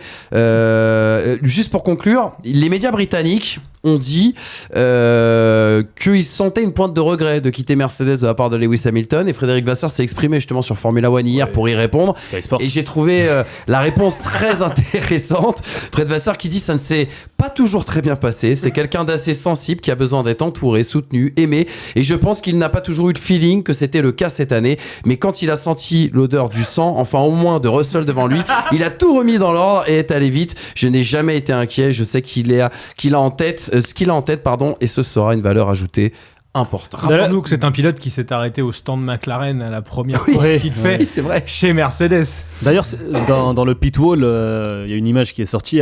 Fred Vasseur avait aussi avait Leclerc, Sainz, avait aussi Hamilton, la caméra embarquée de Lewis Hamilton. Ouais. Excellent. Aussi bien en essai libre que pendant la course. D'accord. Prends des notes. Ah ouais, il commence. Donc, Il commence à j'ai s'habituer. bien aimé aussi tu sais, quand Hamilton il est dans son box, dans son garage, et t'as tous les employés qui viennent prendre Oui. une photo, un petit câlin. Bon, je sais que le cœur de pierre il s'en fout, mais Ouais, non, mais non, si, dans mais les non, images, c'est j'ai joli, trouvé ça c'est mignon. bien, tu tu vois, vois, même quand il le s'agenouille. le ça cœur va, de Pierre le Olivier. cœur de Pierre, calmez-vous, merde. Non, mais quand il s'agenouille, devant sa voiture, tu sais, quand. Ça va, les gars, on vous dérange. Il est dur aujourd'hui. Attends, Quand il non. s'agenouille devant la voiture. Moi, j'avais l'impression de voir Max Verstappen personnellement, mais. Bah, il y avait du Max, il y avait du Vettel, je trouvais, tu vois, l'amour pour la En fait, machine et tout. je sais pas, tu vois, l'image, elle j'ai est l'impression folle. que c'est devenu quelque chose de redondant de voir quelqu'un s'agenouiller à côté de sa Ah, voiture. Déjà vu, quoi. Et ouais, et en fait, enfin, mais je vois. tu vois ce que je veux comme dire. après une victoire en Ouais. tennis, tu. Ouais. C'est une manière de célébrer qui est. Tu l'as pas fait, j'espère Explorer, toi? Non. Non, après cette tour de course, écoute. Mais bon, Et bah, voilà quoi. Je comprends. Pardon. la transition est toute trouvée parce qu'on va parler d'un de tes anciens coéquipiers, Pierre Gasly, mon Pierrot. Ça va être le running gag de toute cette émission. Je blague, bien évidemment. Pierre Gasly, l'homme qui valait 30 millions d'euros. Alors, le 30 millions d'euros, c'est la somme, c'est le différentiel entre guillemets entre la 6e place et la 9e. C'est Flavio Briatore qui l'a expliqué à Sky Sports Italia. Parce qu'on parle de gros sous avec Flavio Briatore et la télé Dès qu'il y a du italienne. pognon, il est là. On adore. Il est toujours là, le coco. Lui, ça va lui permettre de changer de bateau cette année. Mais Ouais, là, exactement. Ou un des deux verres fumés de ses lunettes. Ocon poussé dehors, on vous le rappelle, c'est actualité. D'ailleurs, j'irai te chercher Hamza là-dessus parce que t'as pas pu t'exprimer là-dessus. Je crois, Pierrot, je t'ai pas entendu non plus sur ce sujet. C'est intéressant. C'est ballot, Ocon poussé dehors, Douane lancé dans le grand bain. Ocon s'est exprimé sur Canal. C'était assez sommaire ce qu'il a dit ce dimanche matin. Par contre, Oliver Hawks, on le verra un peu plus tard, à 1000 pieds à l'étrier tranquillement. Gasly, encore une qualification très impressionnante. On rappelle qu'il partait P6, une nouvelle qualification en Q3. Il se retrouve P3 au premier virage après le grabuge entre Piastri et Max Verstappen. Il garde quand même Russell tout au long du premier relais. Voilà, alors qu'il avait clairement un déficit de performance voiture. Il y a le dépassement sur son début de second relais sur Yuki Tsunoda à l'extérieur. Assez impressionnant. Il finit 7ème. Et mine de rien, cette stat, les gars, Gasly qui s'invite dans le top 10 final de cette saison. Et il a inscrit 78% de ses points sur les 4 derniers Grands Prix, Alpine 6ème. Et donc, c'est 30 millions d'euros de plus. Gasly, l'homme qui n'a rien cassé non plus cette année, c'est-à-dire qu'il a aidé son équipe à aller chercher 30 millions de plus sans coûter un seul museau. ça a cassé tout seul aussi. Hein. 3 abandons, 2 sur boîte de vitesse et un problème hydraulique. Oh, tiens, tu te rappelles rien la boîte de vitesse, toi? Non, ça fout le feu, ça, la boîte de vitesse quand elle est mal montée, mais ça, c'est un autre problème. C'est monté où ça déjà? Ah, je sais pas. Enstone sur Seine. Eston Chatty. Dans le 78? Dans le 78 de arrêtons. l'Oxfordshire. On sait pas, on sait plus. On sait plus comment ça marche. Peut-être même que c'est déjà fait à Stuttgart, on ne sait pas. Y'a pas un chaussée à côté? Ah, par contre, c'est vrai qu'ils prendront les boîtes de vitesse Mercedes en 2026. Ça va mieux. Ça, c'était une vraie info qu'on n'a pas Qu'on n'avait forcément pas, évoquée, mais la boîte de vitesse, c'est peut-être dans le communiqué, c'est quand même très important. Clairement. Bah oui, parce qu'elle est pas faite à Viry. Voilà. Bonne soirée, hein. Enseignement 4. Un petit mot quand même sur. On va parler d'Ocon après, mais un petit mot sur Gasly, les gars, parce qu'il fait une fin de saison sensationnelle, aidé par une voiture aussi en progrès. C'est un miracle, un petit miracle qu'Alpine soit 6ème en vrai. Bah, c'est un petit miracle. Après, il n'y a pas que du Gasly, il y a du Ocon, et il y a aussi de la voiture. Une voiture, pas les deux, une voiture. Et ça, pour le coup, les sources sont bonnes. Mais la voiture va mieux. C'est qui ta source? Non, pour le coup, c'est pas lui. Ah bah oui, Pour le coup, c'est pas lui. Non, j'en ai une autre. Ah. Mais Excuse-nous. je bosse, moi, je tiens pas un centre de crêpes, mon pote. Carnet d'adresse bien Ok, rempli. Fabrice Hawkins. Fabrizio Romano. Je vais faire les t-shirts avec mes tweets. Mais non, pour le coup, la voiture va mieux. Enfin, faut quand même le dire. Clairement. Enfin, Tu peux même être optimiste pour 2025, je suis désolé. il y a être optimiste dans le sens où aujourd'hui la voiture, elle vaut quasiment mieux que la Aston Martin. La voiture, pas les voitures, la voiture. Oui. Donc, Complètement. si tu continues de partir dans ce sens-là, ça se trouve, Alpine se sera relevé d'une catastrophe industrielle à l'hiver dernier en l'espace, je vois ce que tu veux dire, en l'espace de 12 mois. Ce qui est quand même, donc la catastrophe a été complètement énoncée, moquée, tout ce que tu veux. Le retour aux affaires est quand même prodigieux. Ça fait quand même 3 courses de suite qu'à la régulière, Pierre Gasly se retrouve dans des situations où potentiellement il peut y avoir un podium. Exactement. Et il y en a eu un, plus celui d'Esteban. Donc c'est quand même assez fort. Il faut saluer le retour en l'espace de 12 mois d'une écurie. J'espère qu'ils vont confirmer l'année prochaine avec un line-up qui, sincèrement, du coup... Ça fait pas bander, hein. Bah quand non, on se le dit, bah non. Bah, vous le connaissez, vous, le line-up, les gars? Ah oui, c'est vrai. Non, mais c'est vrai. Techniquement, pour l'instant, il est officiel. Parce que Jack Doohan, je suis pas sûr qu'il ait eu les évolutions ce week-end. Non. Enfin, en tout cas, je dis pas que Bah, écoute, je sache. moi, mais- ma théorie, c'est il a les évolutions, il est confirmé. Il a pas les évolutions, c'est pour montrer à tout le monde qu'il faut mettre Colapinto. Quand tu vois partir P20 dimanche, tu te dis qu'il aurait pas récupéré la chiotte de conne, quoi. pour parler poliment, quoi. Non, Tu sais, cette voiture où t'as une télémétrie, celle de Gasly à gauche, la télémétrie d'Ocon à droite, et tu te dis, ah, mais ils sont dans la même écurie, les mecs. Et attends, il n'y en a pas un qui est en F1 et l'autre en F2. Attends, mais non comment ça se fait qu'il ferait en pleine ligne droite lui? Bizarre. Ouais, c'est ça. Oui. Non, bah rien. Qu'est-ce que vous voulez qu'on rajoute là-dessus? Je pense que c'est dû surtout à un homme qui s'appelle Flavio Briatore, qu'on peut détester pour plein de raisons différentes, mais qui fait le Mais ils boulot. vont les faire gagner, quoi. Si il va faire gagner Tim and Stone. Je préfère les appeler comme ça aujourd'hui, mais Moi, je préfère être très Il y a clair. pas tant de montagnes en Cette Grande-Bretagne. équipe pour moi ne s'appellera plus Alpine mais Alpine. Voilà, je la prononcerai Alpine. Elle n'a plus rien de français. Donc cette écurie n'a plus rien de français. Donc... Non, mais pour l'instant, alors oui, mais regarde, Mercedes n'a rien j'allais dire rien Allemand. d'anglais, non, rien de très m'en fous, allemand je au suis pas final. allemand. Tu vois. Bah oui, non, mais d'accord. Enfin, mais en fait, Sauf à 10h du mat, quand tu regardes Alerte Cobra. Ah non, mais Alert Cobra, ça c'est une longue et belle histoire. non, mais enfin voilà, nous on a notre prisme un peu franco-français domaine, qui fait que effectivement aujourd'hui, quand tu regardes quand tu regardes la communication d'Alpine, etc., tu fais bon, il y a le français est écrit par ChatGPT, mais ça c'est un autre problème. Mais en fait, globalement, quand tu vois Flavio Briatore, enfin Oliver Hawks, c'est l'homme de paille qui sert de punching ball à la presse, mais c'est Flavio Briatore qui prend toutes les décisions derrière avec Luca De Meo. Et non, enfin je suis désolé, ils ont fait un bon travail. Aujourd'hui, il y a un cap qui est clair, il y a les infrastructures et la manière, surtout les process, pardon, pas les infrastructures, mais les process qui sont bien mis en place et qui ont été refaits par Flavio Briatore. On a David Sanchez qui vient de chez Ferrari de mémoire. McLaren qui, avant. pareil, Il a fait McLaren et il a ah oui, voilà, c'est ça exactement. Et qui, pareil, a donné la bonne direction technique, qui a pas du tout été la bonne avec Matt Harman et puis Pat Fry qui était là en fossoyeur. C'était comme la mairie de Paris sous Chirac, c'est-à-dire que c'était de l'emploi fictif, mais bon, ça c'est un autre problème. Mais non, arrête. Sérieux? Bah, je sais pas, moi il y a quelques mois, j'écoutais des gens me dire que tout allait être. Enfin bref. On va pas remuer le couteau dans la plaie. Qui étaient ces personnes? Je sais pas, moi je regarde la télé. Donc quand je regarde la télé, moi j'entends. Ouais, je vais avoir des problèmes. J'entends que nos amis que tu as cités, Matarman, etc., blablabla, étaient des génies. Des TSE à cause de qui? Parce qu'en fait, moi, j'entends ton propos. Et je problème... redeviens sérieux. J'entends ton propos, mais je n'ai aucune assurance que dans 6 mois, David Sanchez, il est encore là. Et je n'ai aucune certitude que Briatore, logiquement, mais après tout, on sait pas. Enfin, chaque année, depuis 3 ans, 4 ans, les hommes changent. Ouais. Donc, qui me dit aujourd'hui qu'Alpine, la saison prochaine, terminera 4ème, 6ème, 8ème du championnat? Ah, ça, sur la perfo, je sais pas. Mais oui, mais la perfo, Briatore, pour avoir la perfo, faut qu'il y ait un plan. Aujourd'hui, tu me dis, il y a un plan. Oui, je suis d'accord avec toi, il y a un plan. Le plan, après, il y a Mercedes, etc. Mais qui me dit que les mêmes hommes qui sont aujourd'hui chargés et qui commencent à avoir des résultats positifs avec une voiture, qui me dit que ces mecs-là seront encore présents l'année prochaine. Il faut quand même reconnaître le ménage là. Il faut quand même reconnaître. Ils l'ont fait avant le ménage. Non, ils ont subi les conséquences des décisions, c'est pas pareil. Non. Là, il y a une proactivité quand même depuis Briatore dans les décisions. Il y a ménage et ménage. T'as ménage façon française, on vire pas trop, on les met dans un placard, machin et tout, et t'as Briatore qui, si tu croises le regard, c'est tu fais quoi déjà toi dans l'équipe? Je m'occupe de. Bon, allez, hop, ça dégage. Ah, c'est pour ça que t'y es plus.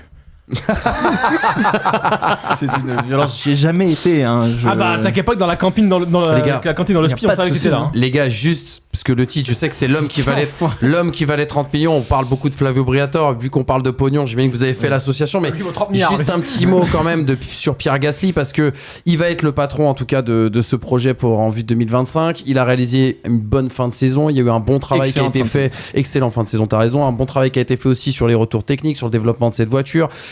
il l'a dit hier, il était très à l'aise, très confortable, très, très bien dans cette auto. Je voulais dire un truc. Non mais un mot quand même sur Pierre Gasly, parce que c'est vrai qu'on en a un peu parlé quand même de Pierre Gasly dans cette saison, et quelque part moi je trouve qu'il va retrouver un projet en tout cas qui lui sied, où il va être le leader et où il va trouver une voiture justement qui lui convient. Ouais, j'ai l'impression que c'est un peu la façade qu'on veut nous vendre, dans le sens où moi je trouve que les performances de Gasly sont super bonnes depuis l'instant où on lui a fait comprendre qu'il serait le leader de cette écurie.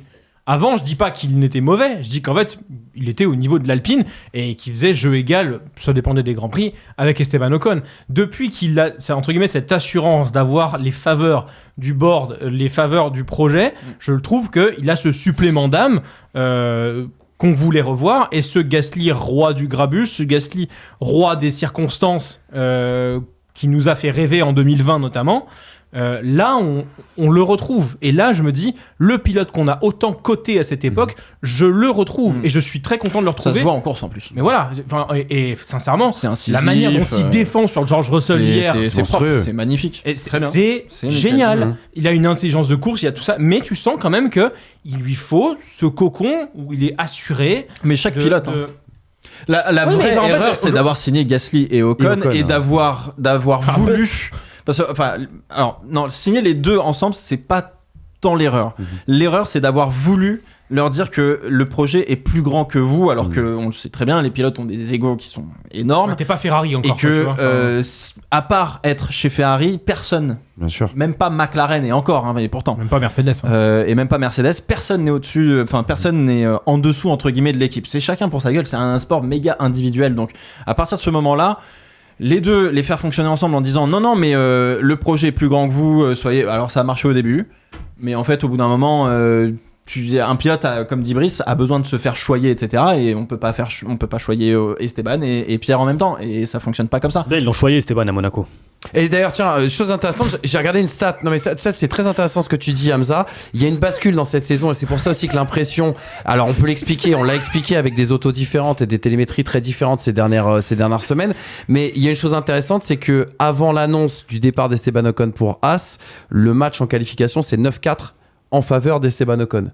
Donc en fait, Donc tu vois, il y a quand même cette fin de saison, elle est impressionnante de la part de Gasly. Elle s'explique aussi bien évidemment avec l'accent qui a été mis sur le Gasly, leader de cette écurie. Après, il y a un petit piège sur lequel il ne faut.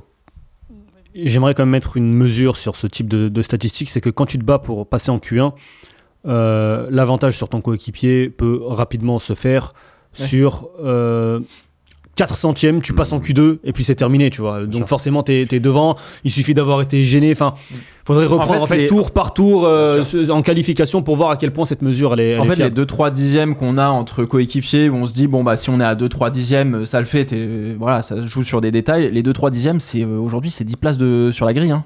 Ça va très très vite. Donc en fait, tu passes pas la Q1, ton coéquipier il peut se retrouver en Q3, et là tu fais l'autre il est garé, machin. En fait, c'est pas ça. Faut aller beaucoup plus dans le détail par rapport à avant, où on avait un peloton qui était beaucoup plus étiré, et où les forces en présence, ça allait, et puis on voyait beaucoup plus facilement les choses, quoi. Regarde Jack Doohan, il termine dernier, mais à combien de secondes du meilleur temps de Q1 ? Il est dans la seconde, hein. Oui, tout à fait. Dans tous les cas, avec la technologie actuelle des Formule 1, si tu as envie de faire passer un pilote pour un clown, tu peux. Clairement, on l'a vu. Tu ne mets pas les bonnes évos, tu sais, tu as des châssis fêlés où tu peux te rendre compte, et le directeur il te dit laisse-le fêler pour le moment. On a besoin de créer une circonstance.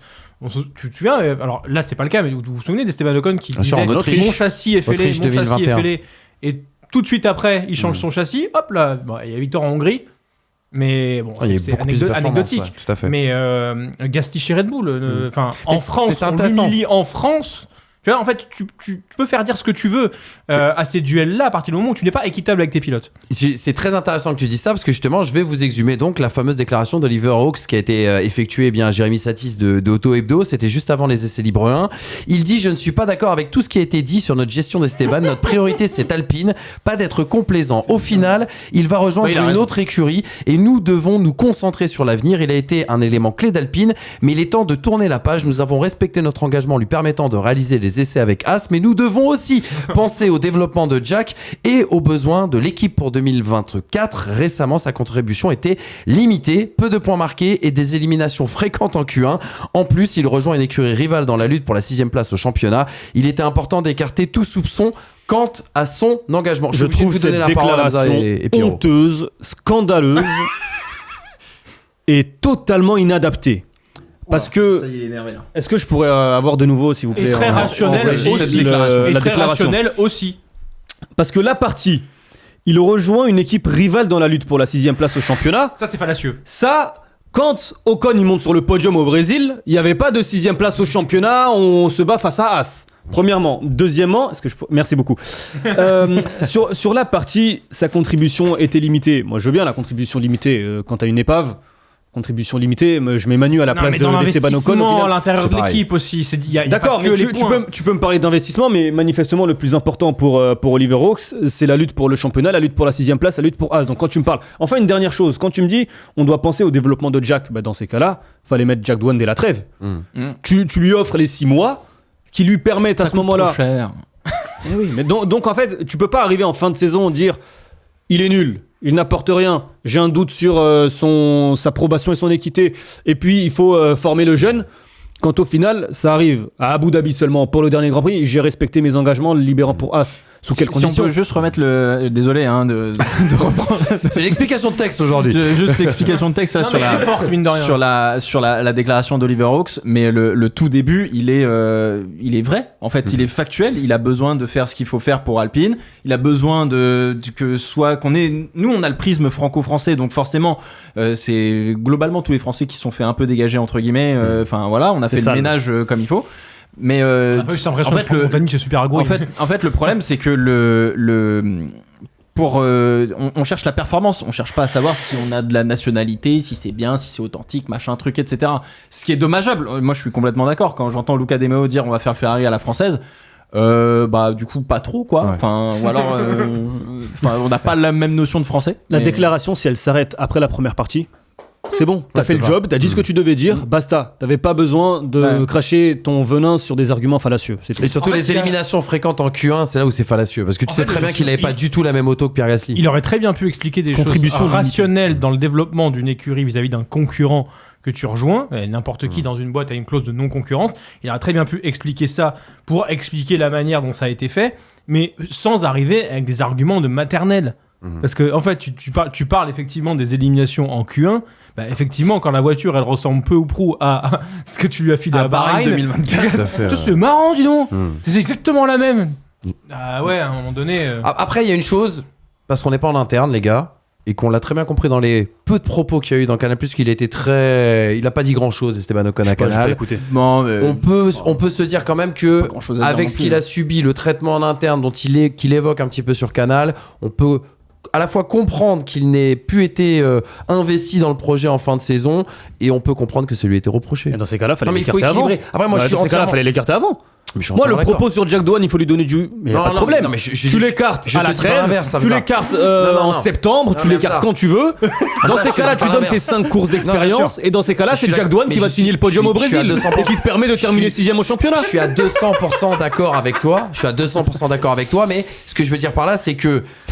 Non, Manu, je suis pas d'accord. Non, mais encore une fois, tu vois, le manque d'implication d'Esteban Ocon, il le dit lui-même, tu vois, sur la fin. Oui. Voilà. À un moment donné, je veux dire, quand on refourgue la poubelle, machin, est-ce que t'as envie de continuer à bosser ? Non, et puis t'attends que ça se passe. Et puis Monaco. Tu subis. Et puis Monaco, moi je suis désolé, la gestion Monaco jusqu'au Canada, il y a eu 2 semaines dans le vif. Où il y a... T'as tout dit. En direct. Allez, c'est parti. Dernier enseignement, les gars. Vous allez perdre le sourire parce que nous allons faire un petit tour au cimetière, le cimetière maudit d'Abu Dhabi et de Yas Marina pour les pilotes en fin de carrière. Abu Dhabi qui depuis 2009 est le dernier rendez-vous de la saison et la malédiction des grandes... 2009. Non mais il y a eu des pauses. Il y a eu du bris. Je crois que ça n'a pas toujours été le dernier. La première édition. Ah oui, d'accord. La première édition est en 2009. Ah, je suis pressé. Continue Manu, je suis La désolé. malédiction des grandes dernières, je le disais, on se rappelle de la sortie un petit peu triste de Kimi Raikkonen, de celle d'Antonio Giovinazzi, pour les derniers bien sûr qui nous concernent. Bottas, ses 2 accrochages de pénalité. On aurait aimé vivre Logan Sargent manifestement, sans ému aussi. Bah non mais Logan Sargent c'est Nicolas c'est en Latifi, cours de- on l'a c'est en oublié. cours de- c'est en cours de attends. Ah oui, Oui, non, non, mais c'est une blague, bien sûr, c'est- parce que oui, Il y a des excuse-moi. écuries qui recherchent des jeunes, des Américains. Donc Bottas, 2 accrochages, je le disais, et 2 pénalités. D'ailleurs, il y en a une qui l'a pas purgé, les gars. Est-ce que ça pourrait lui poser des problèmes pour être un pilote réserviste chez Mercedes? Non. Non. Non, Tu penses c'est pas que si tu prends pas un Grand Prix, et Jenson Button et Robert Schwarzman sont dans le même cas. D'accord, merci monsieur, Voilà. premier degré. Colapinto, le moteur Ouais, flingué. Ah, je pense qu'il blaguait. Le moteur flingué. Non, mais franchement, non, même pas. Non, Tu franchement- blaguais pas? Ah non, même pas, gros. Mais ouais, mais c'est ça. De quoi? Mais si tu prends une quoi pénalité, comment tu veux la purger si t'es pilote réserviste? Non, non, gros pénal. Mais non, mais t'as pas compris. Button, il a une Mais pénal non. en cours. En Mais non, attendant, mais t'as pas attends. compris. Il y a une pénalité qu'il n'a pas purgée. D'accord. Du coup, si demain, admettons, je te dis une bêtise, Antonelli par exemple ne fait pas le travail, ou George Russell tombe malade, il est Ouais. pilote réserviste, Il c'est-à-dire prend qu'il sa va, place. il va devoir purger une pénalité Ouais, oui, en bah, vue prend du sa Grand place. Prix sur le remplacement. C'est pour ça que Bah, je c'est pose la Bottas qui question. prend la les gars. péna. C'est Oui, pas- c'est Bottas qui prend la péna. Ah oui, bah potentiellement. Bah voilà. Oui, mais bon, là, Ah, on mais est, c'est pas là, on forcément est sur un une cas bonne affaire, c'est ça hypothétique. que je veux dire. S'il prend 10 places sur la grille, qu'il doit remplacer sur un Grand Prix et que Mercedes joue le championnat du monde des constructeurs, c'est un peu relou, t'es d'accord? Ah mais ouais, on a le droit de poser la question, les gars. Mais oui, mais On va plus le droit de poser débat. la question à ces émissions. Mais t'as raison, D'accord, t'as ok, très raison. bien. Oh, Posons les 24 bonnes Grands Prix, questions, c'est long allons-y. avec vous, les gars. hein. Méfiez-vous parce que je vous en posais d'autres des questions. Colapinto, moteur flingué par Piastri parce qu'il s'en est plein, notamment du côté d'ESPN. Diffuseur. Le 3e et dernier meilleur tour, bien sûr, de Magnussen. Et puis Sergio Perez vers la sortie. Il l'a admis à demi-mot hier après la course. Et donc Isaac Hadjar, a priori, en approche, en approche peut-être d'un baquet en Formule 1. Je vous mets les propos de Perez. Allez, On part sur allez, Perez. Allez, let's go. On va être gentil avec Perez, toi, c'est quand même un communiqué de Red Bull. Hein. C'est dans un communiqué avec Red Bull que ces mots ont été prononcés. Cela n'a pas été une grande année. Nous voulions un meilleur résultat aujourd'hui, mais en fin de compte, cela résume probablement la saison d'une certaine manière. Je suis heureux que cette saison soit terminée, car elle a été très frustrante et difficile. Nous verrons ce qui va se passer dans les prochains jours, mais pour le moment, je ne sais pas. J'ai un contrat pour l'année prochaine. L'équipe et moi avons discuté. Il s'agit de discuter de ce qui est le mieux pour tout le monde à l'avenir. Alors qu'est-ce qui peut satisfaire tout le monde justement, bah, là il Il allait a passé dormir. sa saison à faire des communiqués de presse en fait, genre flemme à un moment donné. Il a fait plus de communiqués que de tours. C'est vrai. Non, que de points. C'est vrai. Ça, oui. Ouais, que de points, c'est peut-être moins violent, mais en vrai, il y a des moments j'ai détesté Sergio, il y a des moments j'ai adoré Sergio. Là, me casse les couilles. Non mais je suis désolé, faut être réaliste, mais en plus je me souviens Genre de propos que il se permet dans les attends. pistonnets mais pas dans le fast fight. Hein. Le fight Fast five, s'il vous plaît. Non, mais par contre, on me l'a dit il y a, sur celui du Qatar, on m'a dit, ouais, tu disais Sergio Perez, il a brûlé son unique joker de la saison, c'était le 2e ou 3e. Et j'étais là, je suis en mode, waouh, c'est vrai ça. Ça, c'est très Mais bon, pour ça. vous dire à quel point, en fait, genre, vraiment, on avait une attente qui était normale, et à quel point, mais waouh, c'est en bas, quoi. Non, mais Enfin, qu'est-ce je suis qu'on désolé. aurait dit de Bottas, sans déconner. À l'époque. Alors, si Bottas s'était retrouvé dans la même situation, ouais, je pense qu'on Quand il l'aurait faisait 4 flingué, P2 quoi. de suite, on te disait, C'est vrai. bah il a pas les épaules, il est pas ci, il est pas Ah bah, ça. alors, ceci dit, vu ce qu'il a fait au dernier Grand Prix, là. Ah bah c'est le même cimetière. C'est la pire sortie. Honnêtement, autant on parlait d'émotion top 5 air hybride, ça peut rentrer dans le top 5 des pires sorties air hybride, Valtteri Bottas. Bah, là, pour le coup, il me fait mal au cœur. Mais bon, bref. Ah, il a pour, refait les revenir côtes à, de Kevin Magnussen. pour revenir à Sergio Perez, bon. C'est bon, quoi. Hmm. Ça va. Vous voulez une stat éloquente? Allez. On la commande même pas, on la regarde ensemble, regardez. Ouais. On parle de Bottas maintenant? Non, je rigole. Non, un petit mot sur Sergio Perez. Hamza, qu'est-ce que t'as ressenti au tour numéro 2? Il a hésité à dire mon prénom, tu sais. Sujet tatillon. Non, mais parce que vous deux vous engueulez depuis tout à l'heure. Donc, Non, mais on vous laisse, hein. Moi, si j'ai une question à poser, et moi je le réponds, je le dis très sincèrement, je réponds Sergio Perez. Quel est le pilote que vous allez le plus regretter? Bah, de ceux qui sortent, c'est Sergio Perez. Parce qu'en fait, Sergio Non, mais Perez, t'as vu ce qui moi, sort je aussi, ne peux pas C'est imaginer. du second degré ou? Non, je suis très premier degré. En fait, Bottas, il a montré ce qu'il avait à montrer. On l'a vu, on sait de quoi il est capable. Et ça, c'est un d'envoyer constat. Magnussen en toupie, ouais. ok. Ça, c'est un constat que l'on peut faire finalement pour tout le monde. Magnussen, il a eu des coups d'éclat. Colapinto, honnêtement, enfin moi, je pense qu'il reviendra en Formule 1. Guan Yu Zhou, bon, bah, voilà. Il a Mais quand même Sergio marqué des Pérez- points comparé Il à va Bottas. vendre des quoi. puros Mais en fait, sangués. Sergio Pérez, on a vu le meilleur du Pérez, on a vu le pire du Pérez, mais je ne peux pas croire que le Pérez, et Brice le disait justement il y a plusieurs semaines sur voilà, pourquoi est-ce qu'on le juge différemment, mais je ne peux pas croire que Pérez soit le pilote que l'on voit depuis 3 ans. Et moi j'ai envie de le voir dans une autre structure plus saine, avec une voiture qui lui convient davantage, et j'ai besoin d'avoir, j'ai un gros point Mais d'interrogation qui va le aujourd'hui. choper aujourd'hui? C'est la question. Non, mais je te dis juste que j'ai besoin d'avoir une réponse définitive. Est-ce que ce pilote-là, il est réellement fini? Moi, je ne peux pas croire qu'après tout ce qu'il a montré avant Red Bull et sa première année ou ses 2 premières années chez Red Bull, je ne peux pas croire qu'il ait perdu son. Mais la réponse, tu l'as avec les performances de Gasly et d'Albon depuis leur départ de chez Red Bull. Le pilote est fini pour Red Bull et on le sait depuis très longtemps. L'image qu'il va Très laisser. bon contre-exemple avec Daniel Ricciardo en tout cas, bravo. Tu vois, non, mais l'image. Renault était bon. Oui, ouais. Ah, où tu fais Ah, aussi ça va. partie des personnes qui pensent que Ricciardo. Ricciardo, il aurait dû rester chez Renault, mais bon, ça c'est après il y a eu un changement de changement de management. Ah bah, Enfin, qu'à l'époque, c'était là, dit quand de on faisait les driver and émissions. an engine à l'époque. Ah bah, Je sais pas. Moi, Mais- en fait, j'ai pas envie aussi qu'on garde cette image de Pérez aussi. Ah, mais t'as raison, moi Tu vois. j'aurais aimé le voir sortir ouais, sur une C'est un, meilleure pi- note. c'est un pi- Je suis c'est un d'accord. pilote qui a fait plus de 10 ans. Enfin, Écrit un sincèrement, bouquin, Pérez, gars. Écrit un Pérez, bouquin. Non, mais- Pérez fait partie des pilotes que l'on a vus depuis ses débuts. Je sais pas pour toi, moi, Sauber, Force India. Malaisie franchement, 2012, il l'a en tête là. Malaisie Non, mais 2012. pas seulement Malaisie, mais même chez Force India. Enfin, il a sûr. souvent battu ses coéquipiers. Lorsqu'il il a- arrive chez il a Red Bull, je toujours me été très dis, bon, hein. franchement, c'est génial pour lui. On a enfin un pilote, tu sais, ces types de pilotes Pérez-Hülkenberg.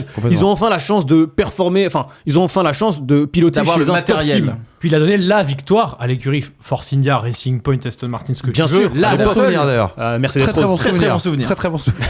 La Mercedes Rose, et puis tu te Dire, le retrouves lendemain, aussi. c'était compliqué. Doliprane. C'était une émission sponsorisée par Doliprane. Pardon. Vous avez vu quoi lui J'ai pas la ref. Ah bon, non, Sakir 2020, on l'a regardé ensemble avec On a Manu. regardé le Grand Prix, puis après. Ah oui, d'accord, Je sais plus comment on a préparé l'émission, mais C'était on sacré avait 2020 quoi. On avait préparé l'émission. Bref, Donc non, voilà, mais moi, je rejoins Hamza là-dessus. Effectivement, on peut pas dire, on peut pas s'en tenir, on peut pas juger Pérez sur la saison qu'il a fait là cette année. En revanche, si on prend l'entièreté de sa carrière, je suis d'accord, c'est quand même un très bon pilote qui est capable de faire beaucoup de belles choses. Et on l'a vu quand il défendait le titre de Max Verstappen en 2021. Il est capable de lâcher les freins très tard. Enfin voilà, il est capable de faire de belles choses. Est-ce que la réglementation de 2022 l'a pas foutu un petit peu dans la sauce, sachant que la voiture est à son meilleur entre guillemets sur une fenêtre très très fine, qui demande justement d'avoir cette finesse d'adaptation et cette sensibilité qu'a Max Verstappen et que peu d'autres pilotes peuvent avoir. Et Alex Albon en parlait très bien. Maintenant,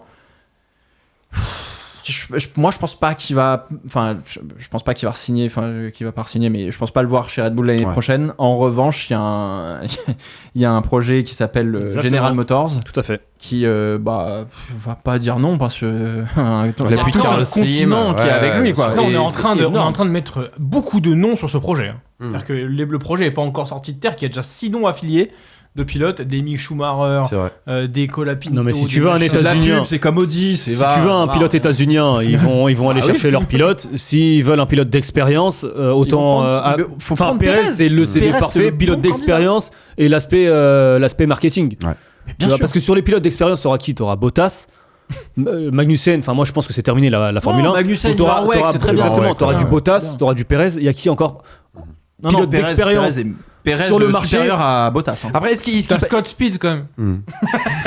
Pour GM, c'est bien. Un petit mot sur Bottas, les gars. Un petit mot rapide sur Bottas. Cette déclaration qui est sortie sur le média Viaplay, c'était juste avant la course dans l'émission, l'équivalent de la grille en fait, hein, aux Pays-Bas. Valtteri Bottas qui a dit ça. oui. Si je pouvais revenir 3 ans en arrière, je serais allé ailleurs. Malheureusement, c'est vrai, c'était une grosse erreur, mais c'est impossible de prévoir ces choses à l'avance. La première année avec Vasseur a été bonne, avec Fred on avait un plan clair, l'esprit d'équipe était bon et les résultats aussi. Après son départ, tous les objectifs sont tombés à l'eau. Les 2 saisons suivantes ont été comme une descente aux enfers, ça a affecté mon image de pilote. Si vous ne pouvez pas montrer de résultats, votre nom part aux oubliettes. 2024, c'était merdique. Le tacle à Londi Bravi, il est fantastique hein, quand même. Ah oui, mais encore une fois, parce qu'il y a eu tellement de projets, de problèmes dans cette écurie Sauber depuis que Vasseur est parti et depuis qu'il y a eu le projet Audi. Et la construction du projet Audi s'est fait dans d'énormes douleurs, entre guillemets, si on peut dire ça comme ça. Aujourd'hui, il y a Binotto qui, comme Flavio Briatore, donne un cap clair à la structure. C'est juste Le cirque. Pardon. C'est juste que C'est juste que Bottas, effectivement, on lui avait promis d'être un des piliers justement du projet Audi et que bah en fait ça s'est tellement tiré dans les pattes avec Andreas Seidel, avec Finn Rausing qui était l'un des actionnaires de Sauber, etc. Qu'en fait bah il s'est retrouvé au milieu de la guerre et puis bah du coup l'équipe elle a plongé parce qu'Andreas Seidel s'est dit ouais moi je mets tout sur 2026, sauf que bah il a voulu faire comme James Bowles qui lui dit bah je mets tout sur 2026 mais en fait bah, l'équipe de course faut qu'elle progresse aussi, donc ça empêche pas de devoir faire de la bonne exécution sur les week-ends de Grand Prix, ce qui n'était pas le cas chez Sauber pour le coup. Donc bah oui, Valtteri Bottas il a subi tout ça. Vous avez remarqué que toutes les écuries qui partent en live sont les écuries dont on connaît pas vraiment la tête. Ouais, c'est vrai. C'est-à-dire que t'as il faut un homme fort, un racer depuis le début. Bah oui. Ouais. Voilà, et bah chez Alpine ça n'a pas été le cas. On a pris Laurent Rossi, puis après on a pris Bruno Famin. On très parlait bien. de Sauber. Mais à un moment donné, voilà. On a tranché dans le vif. Hein, quoi? On parlait de Wake. Du coup, C'est vraiment le sujet. faut arrêter là. Niveau de Sauber, c'est pareil. Hein. T'as Lundi Bravi qui est là, tu le vois sur le pit wall, puis d'un coup tu dis mais c'était pas Seidel à la base qui devait prendre le truc. Et puis là, il y a derrière, on te rappelle qu'il y a Binotto. Puis là, il y a Nasser El Khelaifi qui devrait débouler avec les capitaux du Qatar. Si on a Gérard Lopez qui arrive, alors là, on est au max. Franchement, T'inquiète pas, dis à Bortoletto qu'on lui paye 1,50 000 $. Et une nouvelle faillite en arrivage pour Non, par contre, la fin de saison de Sauber, Ça va mieux. j'aimerais Il y a des updates qui ont juste marché. qu'on m'explique, ouais. Il y a une update qui marche. Ah, ils ont eu une Ouais, update. j'aurais aimé en l'avoir fonction avant. qui a marché, ouais. Sûrement, mais, bah, je pense que aussi. Hein. Christophe Jallet, France-Biélorussie 2012. Après, Sauber a toujours été performant, a été performant ces dernières années au Qatar et à Abu Dhabi. Juste une dernière punchline, lui aussi ne reviendra pas. Pardon, Bottas, Ouais. ça affecte mon image de pilote. Ouais. C'est exactement calme-toi, ça parce que- pour Bottas, pour Perez, c'est la même.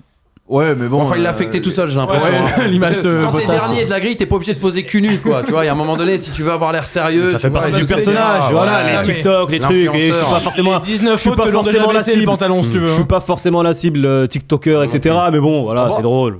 Mm. Voilà, c'est bon. Bon, écoute. C'est bon. Ça Je- plaît. Je suis heureux de le Apparemment, garder ça dans le paddock et Ouais. peut-être à terme il reviendra en F1 aussi. Enfin, Semaine prochaine, il devrait est-ce être qu'il aura la- officialisé. Réservé Est-ce chez qu'il fera Mercedes. autant de facéties chez Mercedes? Je suis pas sûr. Ouais, tu vas voir la coupe, elle va revenir au carré. Mais bien non, rasé, ça va être il nulé, y ça aura- va être nickel. Il aura un c'est slibard, top. tu verras. Un Daniel Ricciardo, quoi.